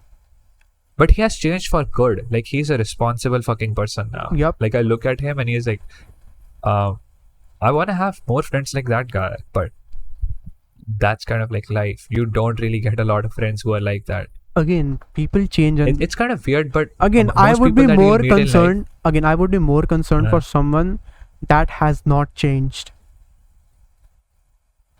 Like, what but happened in your even the life guys- that like restricted you from like changing, even after going through college and stuff? Yeah, but the weird thing that you're sort of like looking at change in a linear sense. I'm saying Again, about not every change is a change. good change, but no change is also not a good thing, yeah, but they have especially changed in depending upon your bad ways. circumstances. Yeah, but they have changed in bad ways. Also, this is a weird thing that Yeah, of course, our school students have I changed have- in bad ways. yeah, not just the bad ways. It's like they just do not have career aspirations and shit. Like it's weird. Think about it for a second. I'll give you an analogy and it will all make sense. Back in the day when we were kids, if somebody asked you, how do you look at life, or what do you really want to do in life, you would say, I want to do this, I want to do that, I'll someday be making millions, I'll have a house, a nice car, blah blah blah. Now they're like, all I want is a fucking job. Like that's it. And they just take any job. Agreed. That's the weird. I think so that's they're a sort of like- specific issue in our specific, like, again, like putting it out there. We, including me and him, we are mostly in contact with people who were in our 11th and 12th grade. Yeah, Mostly. for sure. Because, Yeah. like, again, this is a bit stereotypical, but like there's this notion in India. Science is up here. Commerce with maths is up here. Humanities with maths or like geography, history and stuff is here. Humanities with like arts and basically special humanities, arts. So what other subjects are there? Like arts, Commerce. not commerce. Arts. I was saying home commerce science. without maths also. Home said science, there. home science is here. Again, I would say commerce without Yeah. maths is just below commerce with maths, and special humanities is somewhere here. This is the hierarchy. This exists. I'm Yeah. not talking out of my ass. This legitimately exists. Exists. in Yeah, India. it's a status game. It's Yeah, a status game in even India. even now, if you tell somebody like we took science back in the day, you're like, oh, you're Yeah. fucking geniuses and shit. Yeah, just stay out of my way, Mr. Einstein. And this sort of stuff literally happened. And Yeah. Because I Again- think the cutoff for science was the most. You had again, to score, that's like, that's the 85%. basis. That's the basis. So basically, in our school, it wasn't like, oh, I'm interested in this subject, so they're gonna give you this subject. No, you have to prove to the school that you can score good in this Yeah. subject. And science is again, in hindsight, every subject is easy. Just putting it out there, every single subject in base foundational CBSE is super easy. But for like a 10th grader, that's like choosing a field. Science is considered hard. Again, let's put the hierarchy out there. Yeah. PCMB, physics, chemistry, maths and biology together, everything together is considered the hardest of hard. Below it is PCB, chemistry, physics, chemistry, biology. Below that is PCM, physics, chemistry, math, which is mostly bundled with computer language or like computer science, which is either C++ or Python. Today it's mostly Python. In our days it was C++. C++. Yeah. Below that is commerce. Commerce with maths. Yeah. And below that is commerce without maths. Even below that, And everything that we sort of like just said. yeah, and below that is humanities, which is again, humanities is sort of this specific field of humanities, not special humanities. Humanities is geography, history, and what other subjects are there? I don't know. Again, humanities has been that sort of like liberal arts, basically. Liberal arts. All stuff like all that sort of stuff. Again, it's Yeah. sort of a mixed bag. Either people would be just nobodies who don't care about what sort of job they get, or they are like Yeah. they are not good at all at academics, not at all, or people who Yeah. are like extremely smart who want to pursue the Indian civil services. That's it. Yeah. Below that is where special humanities, which is basically bullshit. Again, putting it out there, bullshit subjects, arts, Yeah. Absolutely. arts, home science. Home science is basically gastronomy and stuff like that. Culinary arts. Yeah. What other subjects Yeah. there? I think history is compulsory, English is compulsory in humanities. So bullshit subjects, Yeah. which bullshit, just bullshit subjects. Which will never be used in your life, by the way. Absolutely Like, you never. can- And yeah. even then, the people that choose like special arts and stuff like that, they don't choose it out because they like the subject. They choose because they don't have any other option. Special humanities is Yeah. for those students who cannot get marks or like cut off enough to get in other, let's just say, other colleges. fields. So basically, the cutoff Yeah. went something like that: For 65% sure. or like 6.5 CGPA. I'm just putting it in percentage. 65%, by the way, is like nothing. For example, 65% right is now, nothing. I can literally Nothing. spit on my paper and get more marks. yeah. Also, another thing, fun little fact, a lot of people don't know this. Even if you want to get a visa for your master's or even bachelor's to study outside, you need 60% in every single subject, Minimum. or just aggregate minimum. Yeah, Otherwise, you 60 will have a lot of troubles. Yeah, 65% to 70% is denoted for Because humanities, like the good humanities. yeah, Below 65 is yeah. you get special humanities. That's it. I often wonder. Hey, Yuvraj. I often wonder. Yep. We took science. I'm personally doing engineering at the moment. 99% I'll do my masters. What the fuck are guys with humanities even doing right now? Like, I'm not in contact with even a single guy at the moment. Political science, bro. It's gonna pop off. But not- Believe me, it's gonna pop off. But not everybody has like connections and shit to do that. To think, just think about it for a second.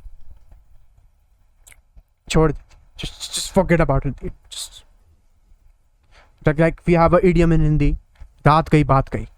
Same stuff. So, which Even literal commerce. transition Even being commerce.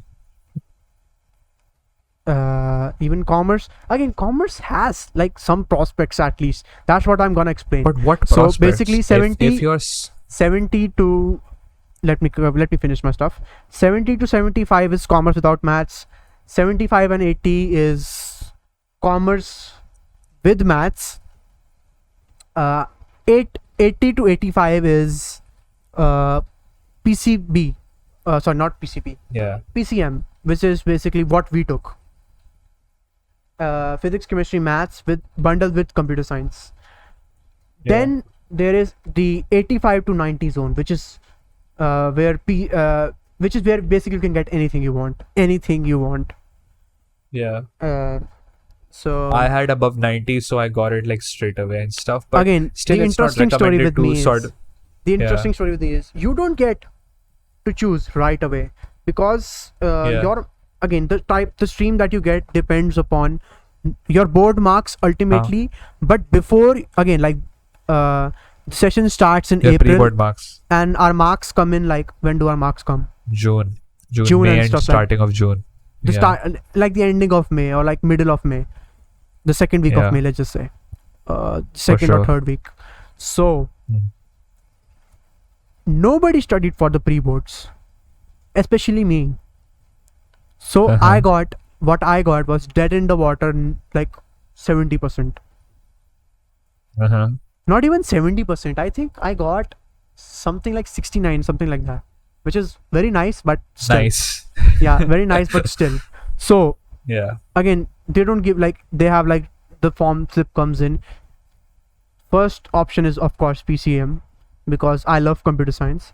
First option Yeah. is PCM. Second is I was like, again, like I really don't want to do biology, even if it comes down to it. Most likely commerce with maths.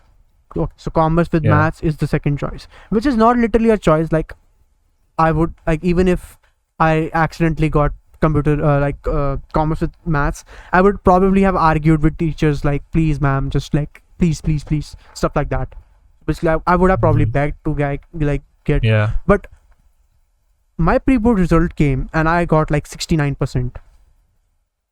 So of course I was placed in humanities, and the thing about humanities is nobody fucking knows anything about the subject that they are teaching. Yeah, because they are there just because they didn't get marks that were good enough. That's it. Putting some things into context. Yeah. I think the thing is, when our session starts, nobody takes it seriously, because even the teachers know, even the students know that this is most likely than not my final field, because board results are mostly better than pre-boards, because for boards you study for boards most likely than not. It fell off by 2%, but generally it gets higher. Again, you are sitting in your ivory towers laughing at us peasants. Okay, so shut the fuck up. Yeah. Oh, I think if you always studied back. Again, you always studied back in those days. Wait. I would agree to that, but I'm like, if any day we make a march, I want that line, sitting on top of the ivory tower, laughing at the peasants. Okay, and the guy should write that down. Yeah, and the guy should have a crown with a sickle and axe as a logo. What irony, dude, what irony. Again, I'll probably write that down. Don't worry. Future ideas planned ahead. Yeah. Okay, so basically what happened is I was placed in humanities because no marks, no nothing. But the thing is, just keep talking. I'll just go off for a second. Just keep talking. Continue. No issues. So basically what happened is I had no marks. I was placed into humanities. And the best thing about humanities is nobody in humanities cares about humanities. Like, I remember the first subject was the first period was history, most likely on history, and they started way back in the Neolithic period, like the caveman era. And the teacher went, does anybody know about like the previous species of humanities? Anybody here? Like, and nobody knew the answers, just me.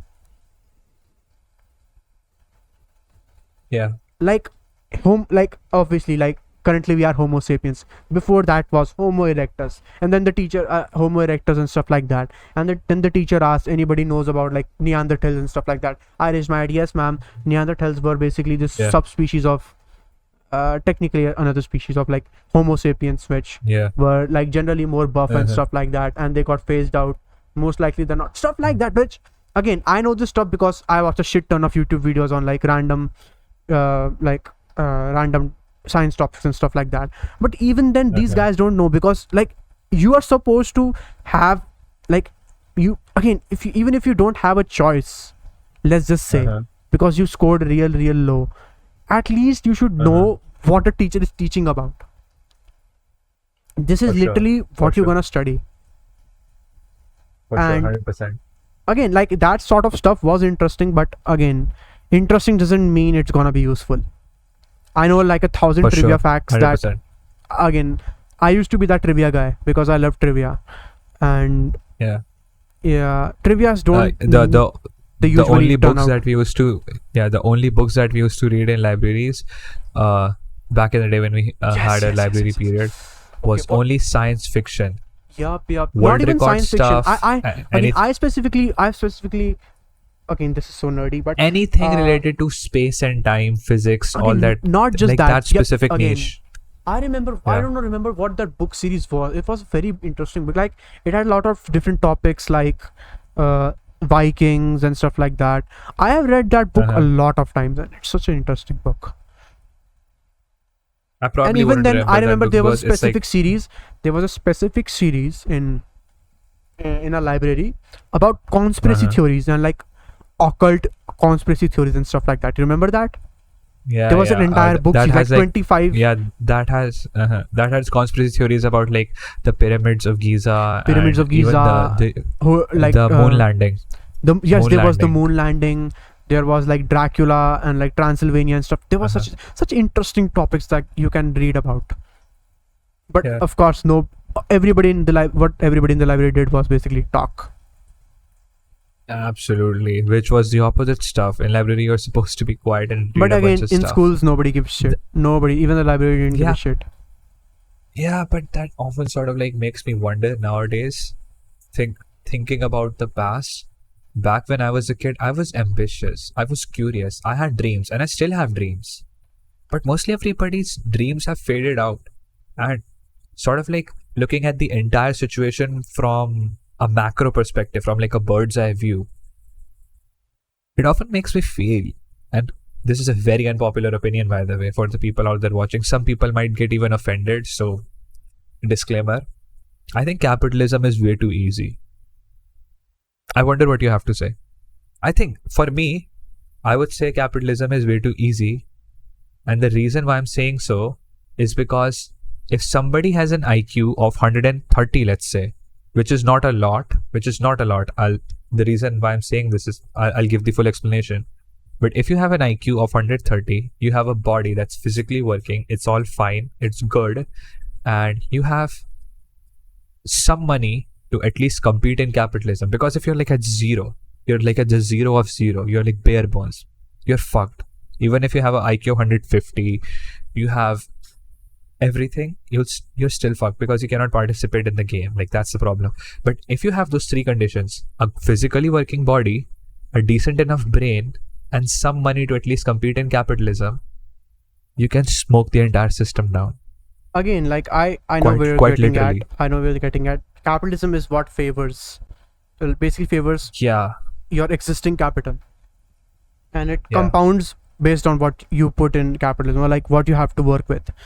The thing again, Yeah. like some people are born into like very unfortunate circumstances, not just financially, like genetic disorders, deformities, disabilities, and like Yeah. again, like Terminal cancer, these people, autoimmune again- disease. again, like Yeah. again, there's no like other way to put them. Yeah, these people are not working on the same field as us, and they probably For never sure. will be in their entire life. For sure. Yeah, and again, Yeah. that's like the unfortunate thing about life, and like, what can I say? And again, For like sure. But again, even if when we you mention- like exclude when them we for mention- a second, yeah, when we Uh-huh. mention that we have again taking similar, like again, we are talking about our school. Our school was very prestigious, let's just say. Not prestigious. The Not students that were there were extremely privileged. Yeah, every That's single the way to put it. yeah, every single Mhm. like our school was the de facto rich school. Yeah, Yeah, our school, for sure. including 100%. another school, but that's a different story. In our specific area, our school was the de facto rich kid school, and we weren't rich kids.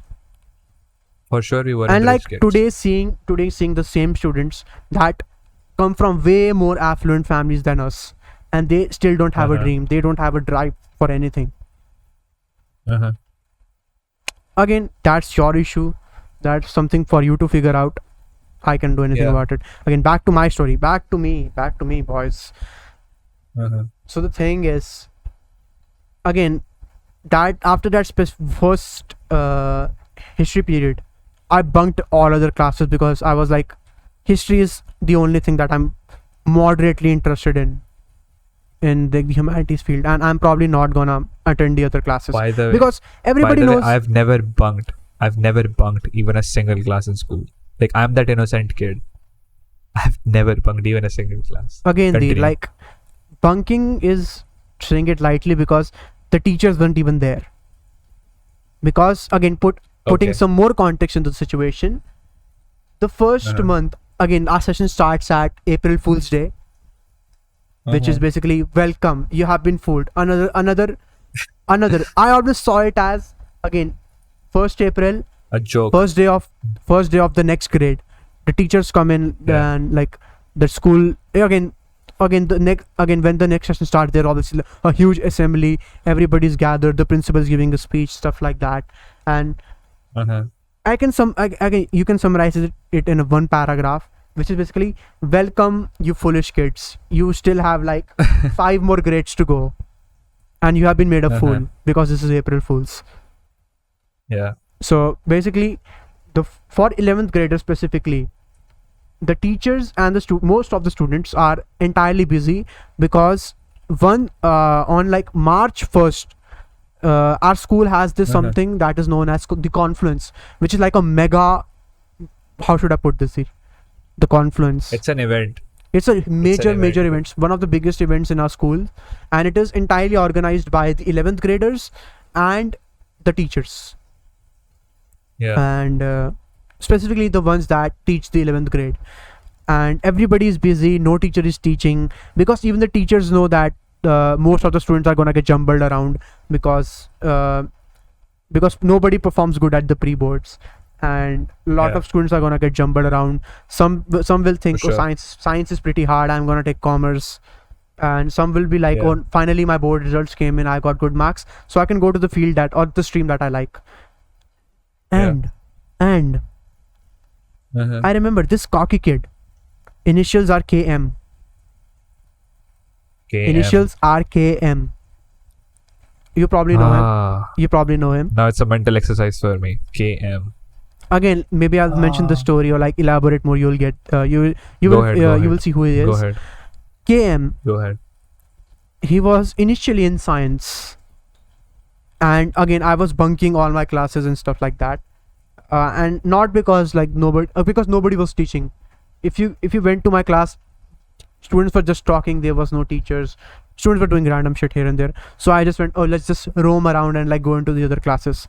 I went to the science class, or like the thing I gotta mention about hierarchy. The hierarchy is inbuilt. Like the A section is entire science students. B is Yeah. commerce with maths. C is commerce without maths. D is humanities. E, the lower rung, is basically special humanities. So the hierarchy is real. Like even the school acknowledges it basically. Yeah. Even before us, our class, because our batch was unique, one of its kind. In our batch, about 25 students took science. Before that, about 50 students took science. So they there were even had basically two sections batches. two sections of science, A and B, and the better one was A. So everybody has like a cutoff. If you perform at this level, you'll go to section A, and if you don't, you'll go to section B. And they do it back and forth every single week. If you perform bad in a test, you'll go to section B. If you perform good, you'll go to section A. Can you That imagine used to happen. Can you imagine this is the mental health of students? Like, I have friends in section A, I don't perform well, I go to section B. I make good friends in section B, I perform good, I go to section A, and back and forth this shit keeps on going on. Can you imagine how stupid this shit is? Again, like constant competition. What can I say? Luckily, this didn't happen during my time because Our time. I'm being very honest. I was the bottom feeder in my class. I was, again, this guy can. Not really. But I would say, out of 25, he was probably like 24. He was not in the top 15. 24. Okay, not 24. 20. The problem, 20 at least, like 20 max. Oh, okay. 20. Okay, let's call you that way. But even in like the aftermath of everything in the board results and stuff, you were not definitely at 24. I can 100% guarantee that. Again, yeah. I can physically write it on a piece of paper and sign it with the date and time. Again, You were not on 24. I work good in pressure. Okay, I work good in pressure. I'm just like that. You were somewhere around 15. And I Yeah. was somewhere around 10, I would say 10, 12, something like that. So the thing is, I went to the science section, and again, the hierarchy exists, the stereotypes exist. KM comes to me. Like, KM is a good friend. It's like friendly banter, so nothing serious. It's friendly banter. This guy went, oh, look, who is here? Because he knew I was gunning for like the science stream. He's like, oh, look, who is here? This guy here, who thinks he could like go like choose science stream, and he's like, in which stream are you in? Oh, humanities. Ha ha ha ha. He's laughing from his ivory tower at the peasants. At the peasants. This guy, and like I just genuinely want. He's all pumped up, nerd. Again, he's all pumped up, nerd up. He has already bought all the supplementary books that you need, like what's R.D. Sharma's. What are the books there? KS. All sorts of I don't remember the names. I don't remember. I genuinely do not remember. Like Again, he has bought all sorts of guides and all sorts of guidebooks books that and you stuff need. like that. That Yeah. again, every student buys one, like at least once. At some point. At some Yeah, at point. some Most point. like for me, it was Uh-huh. basically during our midterms or like after our midterms. I don't necessarily remember. It's R.D. Sharma's, the what other books I literally don't remember. R.D. Sharma is Now the when I only think- one Yeah. because there's like Sorry for interjecting for a bit, but now that I think of it, I don't remember how, but I just ignored CBSE in 12th class for some reason. Now that you mentioned all of Jay those does books, that, man. Jay does that. yeah, Jay does that. And specifically for me, like I just do not go bonkers in my future life, but the current life, the life that I have after those incidents. I don't go bonkers. I still know some guys who just go absolutely bonkers in life because they haven't had like that hard hit on their face. I have had that hard hit on my face so many fucking times. There were even times where I remember it's like falling out of a sky. Like Yeah, that's the kind of yeah, shit that happened with me. Specifically for Deergh, I can back all Yeah, his claims. yeah. Yeah. Interjecting just a little further, then we'll come back. Yeah. I So clearly remember on the day of our physics paper, this is the final board paper. Everybody has completed the course at least 10 times because it's like 12th class exams. And we haven't even touched the second book. Can you imagine? yeah, because how we were stupid studying we were? together. We were studying together, and the You know entirety what of we did back optics, in the was day? it optics or was it electricity I- or like both, mix of both? Yeah, because I remember I'll- there was again Okay. there was stuff like cyclotron and like eddy currents that we haven't even touched. Yeah, that we haven't even touched. Also, I'm saying it in your words. Since I'm a good storyteller, I'll continue from this point. Sure, go Okay. ahead. So what happened was back in the day, we didn't have Discord, we didn't have these computers that's sitting right here. We didn't have any of this, not even an internet connection. So he calls me on my phone and we took the NCRT book. That's, by the way, the book. This is like the book from which the paper comes, mostly speaking. It's like a normal textbook. Yeah, the book basically So what- again the supplementary books that is basically what you buy. They're optional. Are based But on the it. books, They're the optional. books that are issued by CBSE or the books that are issued by the school, these are the books. The main These books. are the books. The main book, yeah. So we opened that book in synchronization, and the fucked up part was my book and his book has like numbering issue because my was an edition older. In somewhere in the middle of the session, they fucked the whole course up. Some crazy shit like that. Because another fascinating thing about CBSE, and that's what makes me laugh even now, they will not change the course whatsoever. They're just like so rigid on changing the course. Every once in a while, what we'll do is like, hey, we are changing the course, and what they'll just do is like, out of 15 chapters, they'll just cut some parts. And they're like, haha, we Again, just changed the course. But in again, reality, again. nothing has changed. This unlocked another memory in my brain. In Okay. a similar vein, there was this absolutely like notorious chapter known as ray optics in 12th grade.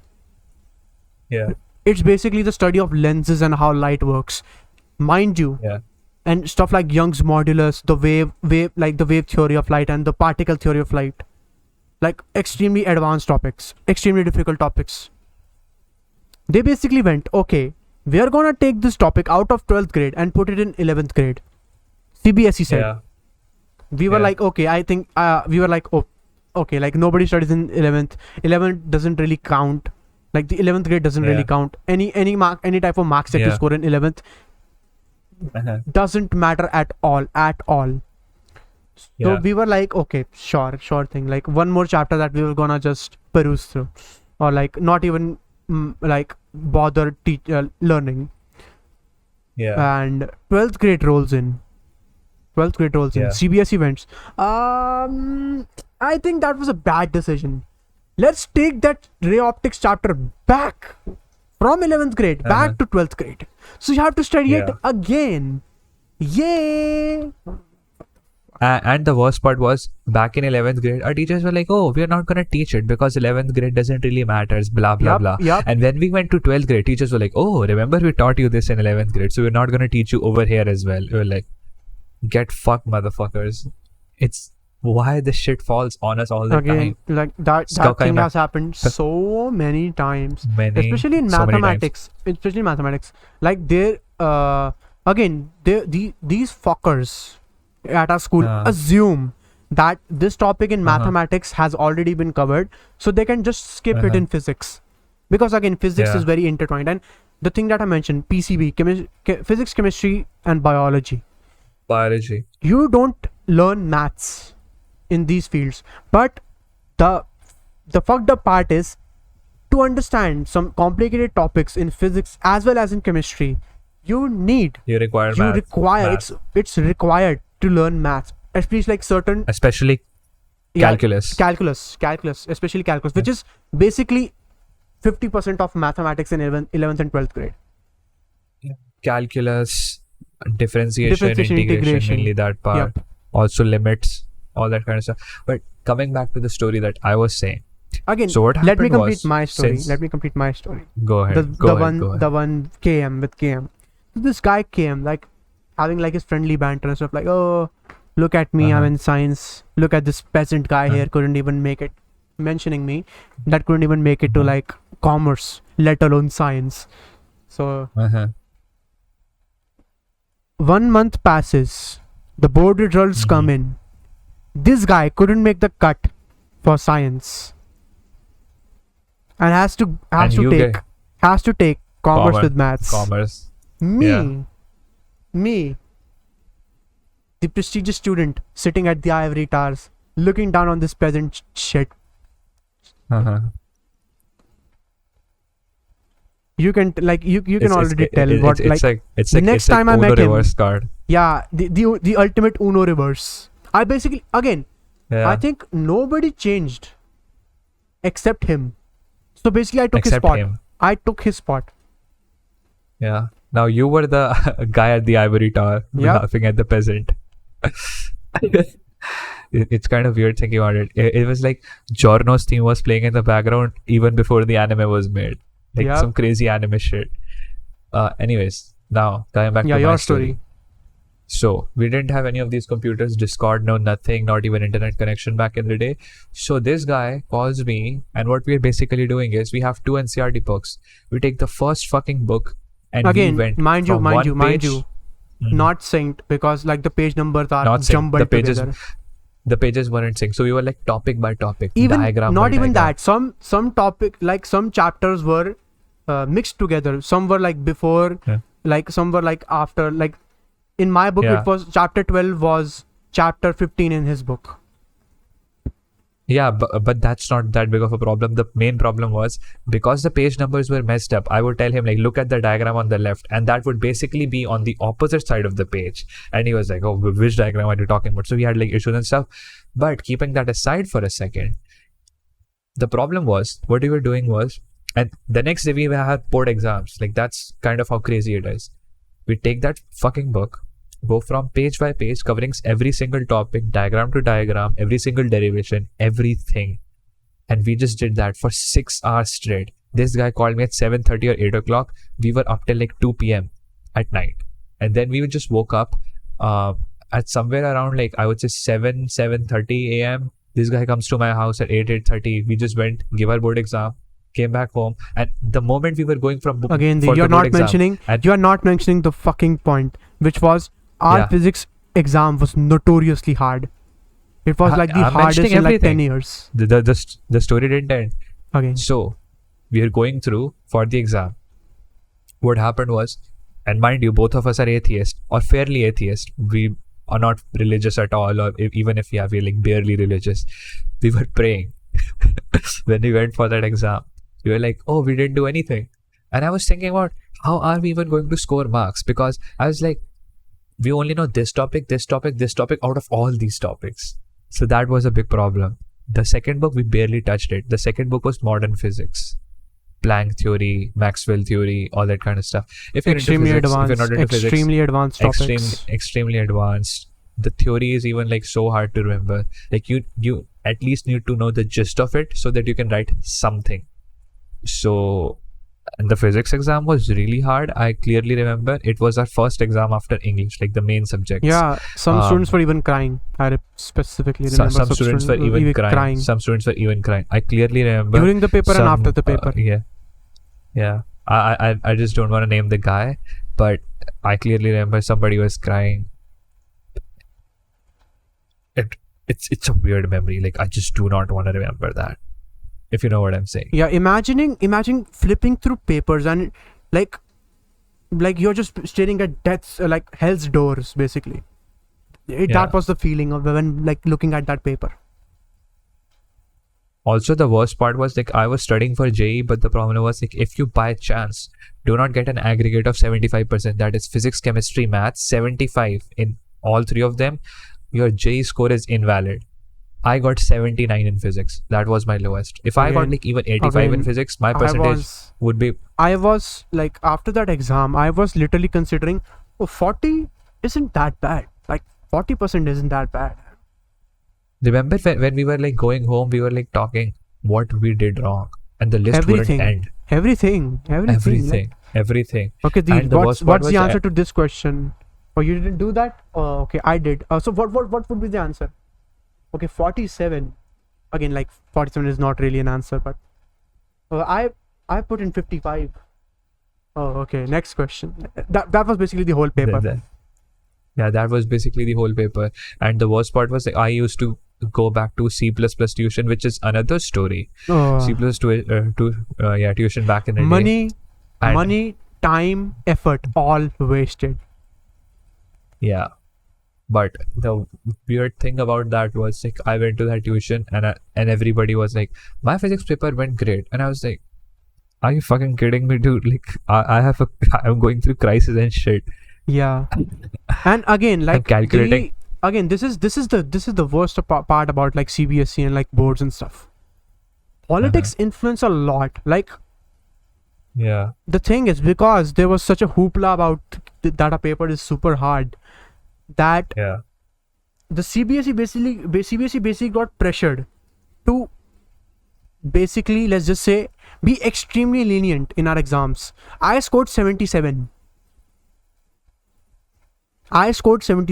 and I was like, not possible, because I'm pretty sure I only attempted for like 50 marks max or like 60 marks max.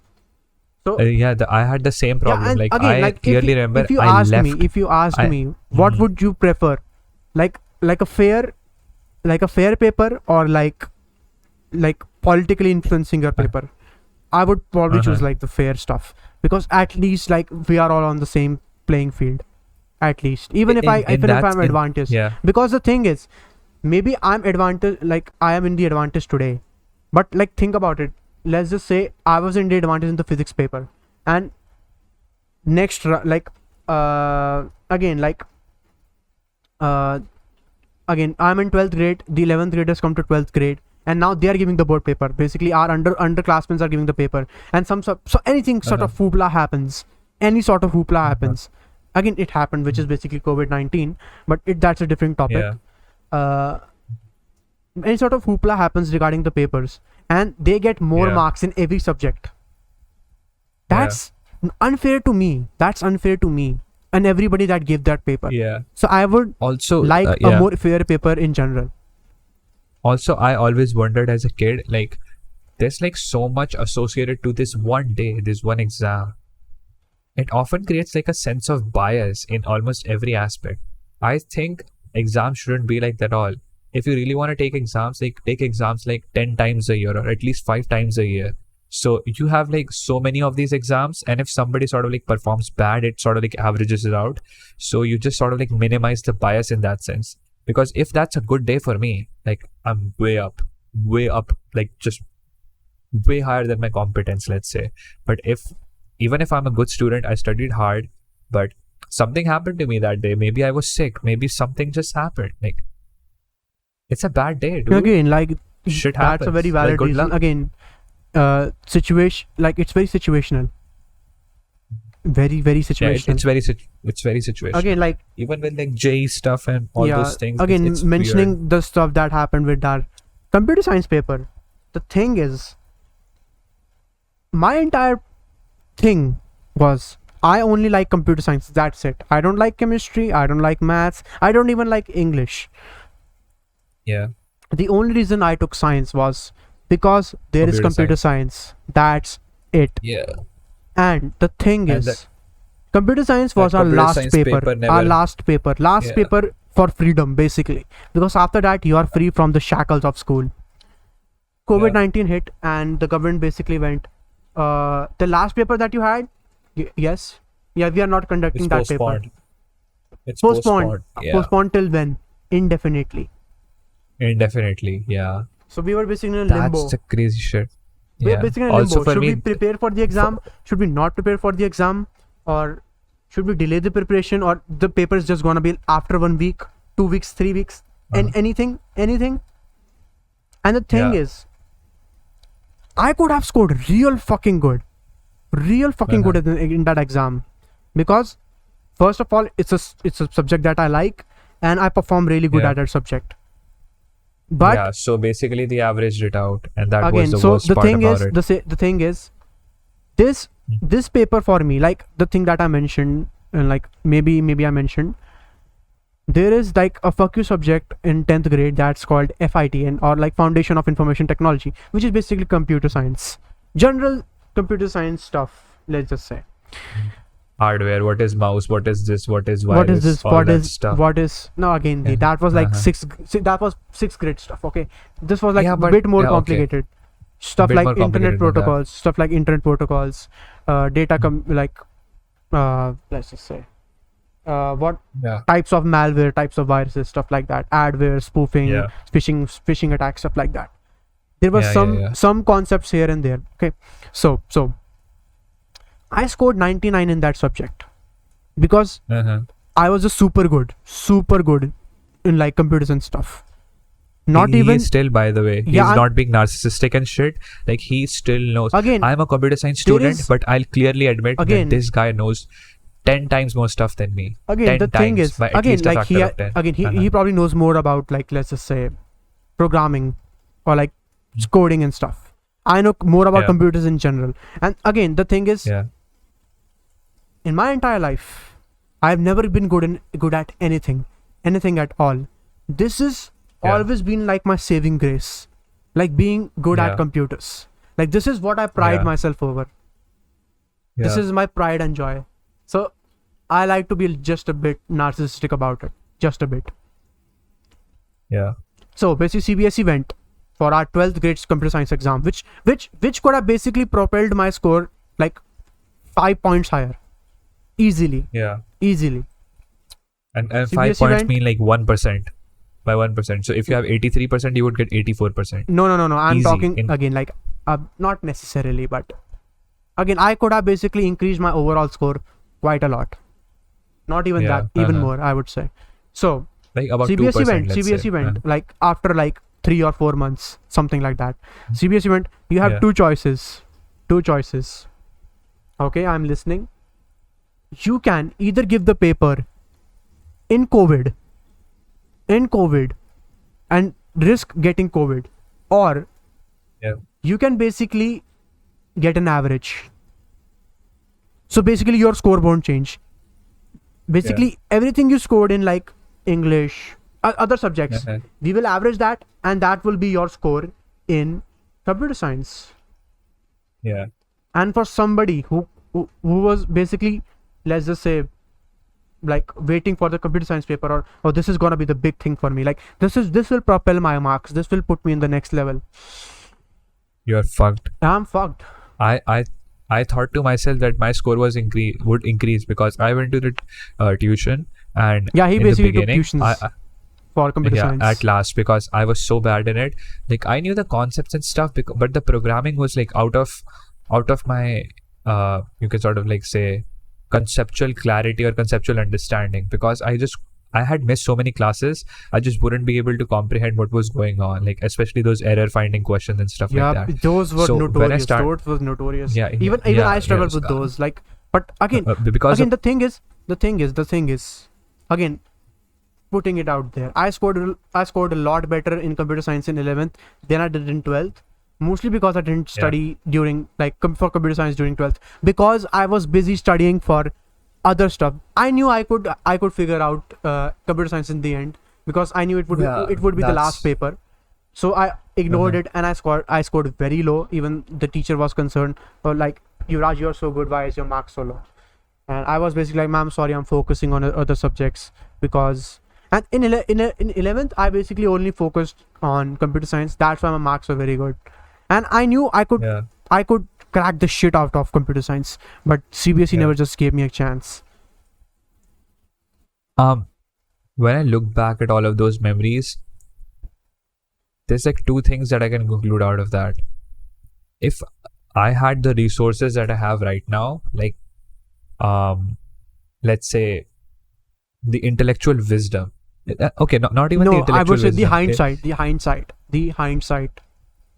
I have, exactly, hindsight, including the tech that I have sitting behind me. Again, not like, necessarily. It could only help you in like, again, not even that. Even like, again, like for you specifically, like, note taking.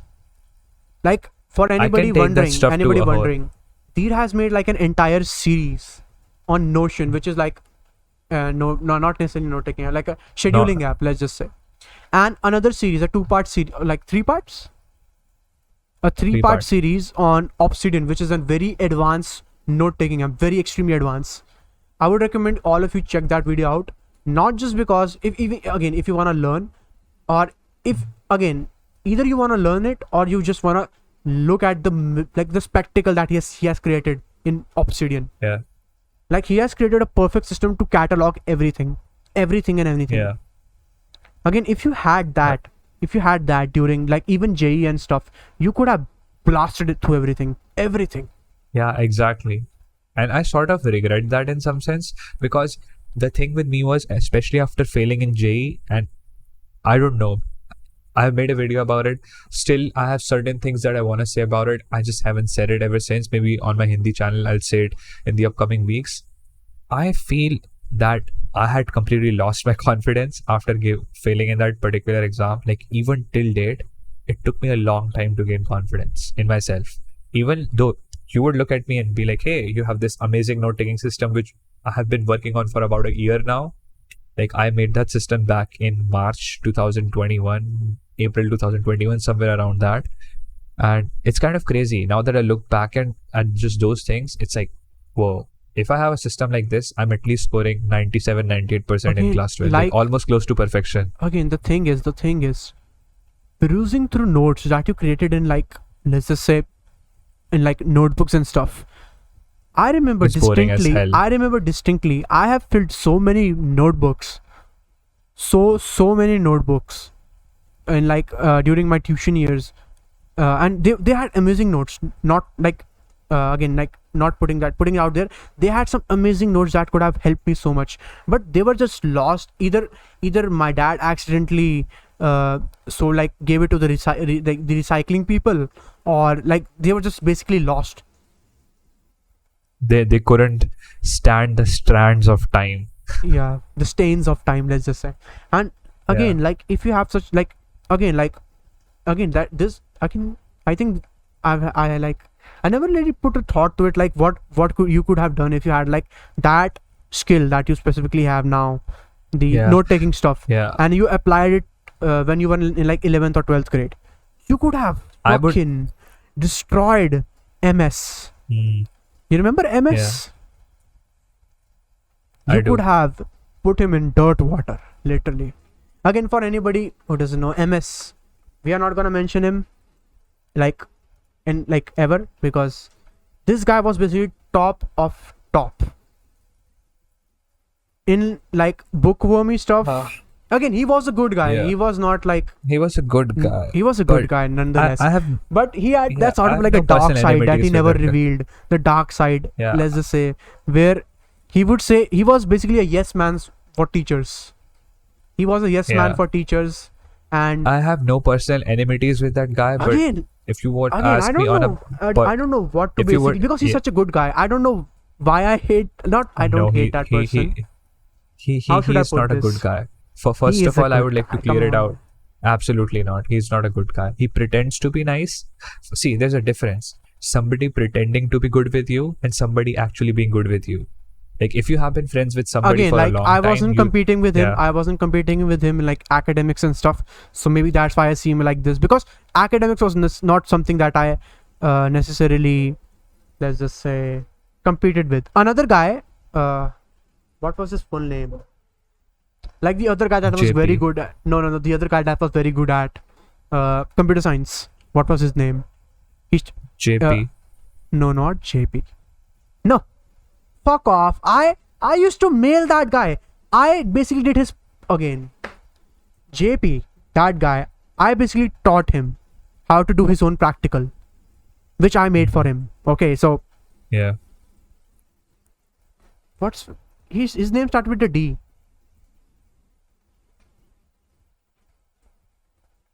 His name started I with a don't D. remember. Like he was, Anyways. he always, again, I think I'll accidentally name drop somebody, so like I would stop here. Like that was the only guy that was somewhat comparable to my, and I had a competition with him. I had like the unspoken rivalry And- between him, and- that we need to be and- good at and- coding. Yeah, and the thing is, I still know that guy. Haven't talked to him, but I have had mutual JP? friends. Everybody. Okay, I have had friends who tell about other friends who told them about other friends. So I'm sort of like connected in some sense. Yep. Those guys haven't changed a bit. Like I'm not even jealous of those guys, because the thing that I've sort of like noticed is the guys who were good back in the day have sort of like dwelled into two conditions. Either they have completely ruined their life because they thought like they achieved the pinnacle of success after clearing JE and scoring good in 12th grade. And so they sort of like fell into Yeah, this they are rabbit fizzled hole. out. They are let's say. fizzled out. Fizzled out. Because Exactly. that was basically their life. Their goal wasn't like I need to pursue this career. Their goal was I need to be in this Simply- college, and that's it. Yeah, This that's college, it. this marks, this exam. That's it. Yeah. Yep. Or they're sort of like still working, and they're in a position where it's stuck in the rat race. So they will be like corporate slaves. Simple corporate slaves. So I'm not envious of anybody, like to be very honest. Again, we were envious, and that when I- was our stupidity. Let's just say. No, I was envious. If I were Again, to say I honestly, necessarily like wasn't, because again, we had how many students that were doing computer science? 20 Out of 25, 18, 20. yeah, 20, 18, 21, something 22. like that. No, it was like the majority that were doing computer science. Out of those, Yeah. I think almost everybody except me, only me, that wasn't doing like that wasn't preparing for JE, or like had any plans to give JE. I think I was the only one. Yeah, you and some other kids, like 2 or 3 at max. No, even then they gave JE. Everybody gave JE. They didn't have a plan. Like they weren't actively studying for it, or they weren't giving it their all, and basically they weren't serious about it. But they still gave JE. Everybody in our class who was pursuing computer science gave JE, regardless of how Yeah. serious they were, except Yeah, me, for sure. because I had a plan for myself, which in hindsight For sure. was actually the best decision that I ever made. Not preparing for JE. Yeah. Those memories like still haunt me till date. I don't know. I don't know what to say. I couldn't like, imagine I have, wasting that much time, effort, and like even money. In your case, even money. A lot of money. See, money is the last thing that worries me.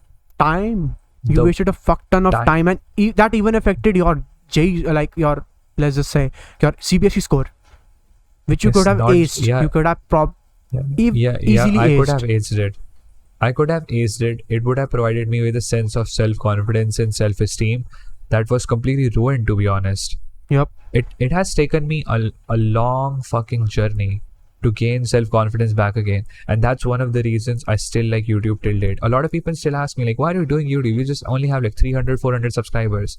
I'm like, this shit made me feel more confident in life. That's the reason I do it. In the worst of worst times, it gave me a direction. That's the reason I still like doing YouTube till date. When I was in college, I didn't feel like doing shit because I was so burned out of JE. And even in the first semester, I was like going through all the consulting stuff, picking out the college for yourself. In my university, because I was considering going to a government college, let's say, because you have to go through cutoff and stuff. In private college, you have to score a certain marks, you get the admission. Boom. So I'm in a private college right now. But the thing that is so weird to me was like, for specifically me, when I think about it, even though there's a lot that I learned out of JEE, I wasted a lot of time that cannot be gained back. I at least, even in the best case scenario, at least wasted like 2,500 hours of my life preparing for that one single exam. Probably more. At least. If you consider going to the institute, like your institute, exactly, traveling there like every day, I think it's every way day. more than that. Again, But like I would like to I had the time of my life, relatively, like taking this guy into consideration.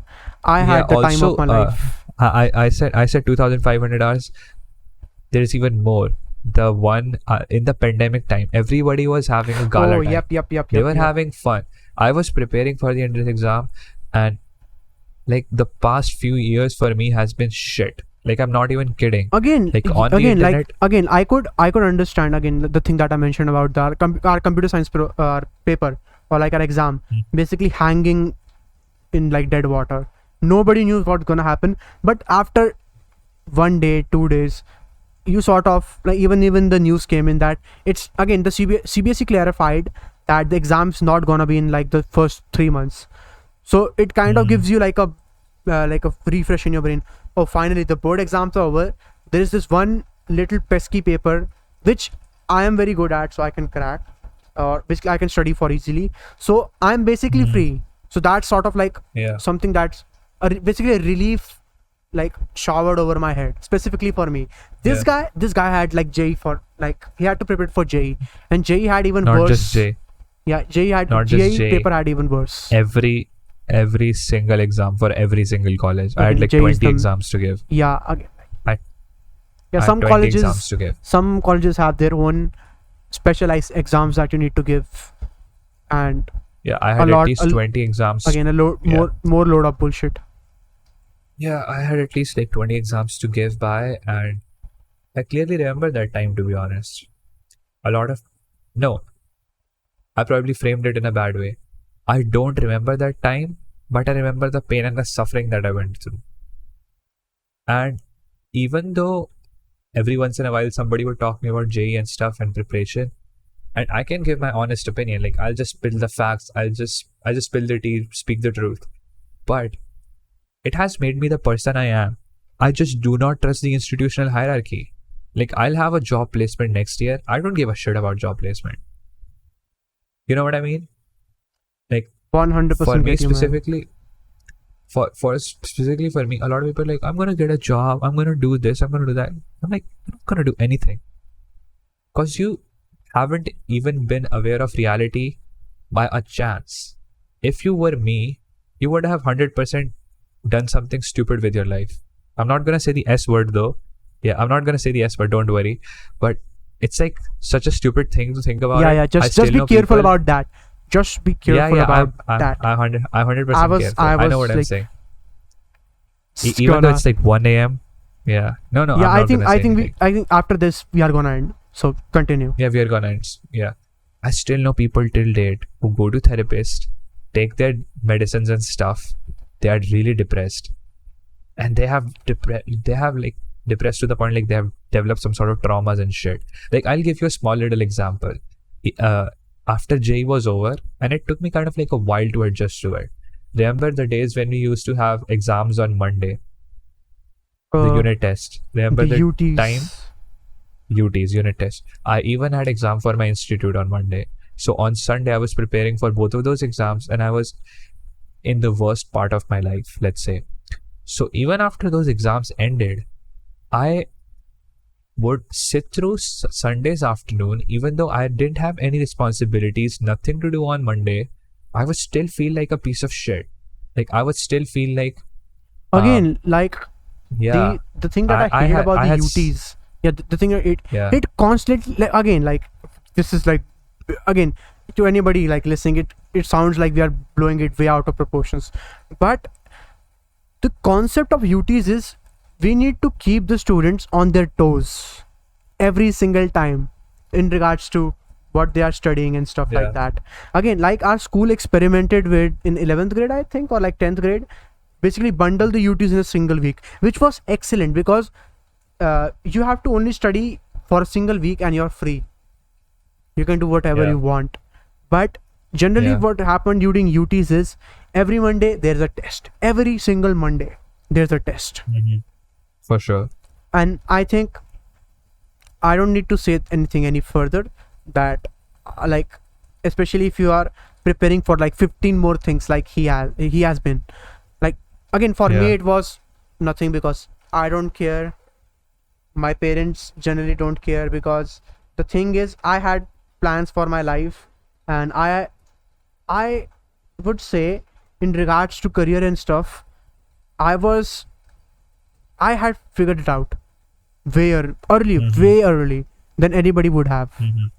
I still remember to this day the exact frame in my mind that changed, that basically made me decide, oh, I want this career. And I'll probably discuss it in another time. But yeah, that for me it was, I didn't care, but for him it was basically hell on earth. Because again, it keeps you on the edge, and like what can I say? It's just not a good system. And the worst part about all of this is every once in a while when somebody talks to me about childhood and stuff, I just do not have like good memories because of that. Again, like, I just do not. Again, the other thing that I said about again, I work under good. I work good under pressure. I work good under pressure, but that doesn't mean I wanna work under pressure. Yeah. Just because I'm good at it doesn't mean I want it. Like, for sure. That's the same stuff. Because school specifically in like, I don't know what sort of stuff. Like, I think we should end the podcast. I think we should end it. But I'm just gonna end it at, again, I'm gonna end it at, I don't know what sort of sadist came up with the CBSE and on the board exam stuff. Like, just the general curriculum of every school, because every single school is a cookie cutter of every other school. Yeah. For sure. So I think that's where we're gonna end it. Yeah. That's the longest episode we have ever had. I think it's been like 2 hours. 2 hours. 40 minutes. 2 hours 40 minutes. Yeah. So do you wanna cut it into two different episodes? I think we'll probably again, like, we don't want you to like hog everything once in a while. Like we will consider it, not necessarily, but let's just see what happens. We'll ask the audience, but anyways. Yeah. Thanks for watching. We could make it like a two-parter, 11.1, 11.1, 11.5. Let's just We'll say. think about it. Don't worry. But if anybody in the audience watched it till this point, you're the real one. Yep. Because I'm so tired now. I'm pretty sure like half the people are already conked out. Yeah, especially considering the fact watching. It's like it's 1:22 in my clock, so I'm like really tired at this point. You just reminded me of something. I need to complete my Genshin dailies. So that would be enough. That would be enough for today, I think. So that's it for this episode. We'll catch you guys next week. Bye bye. Thanks for watching.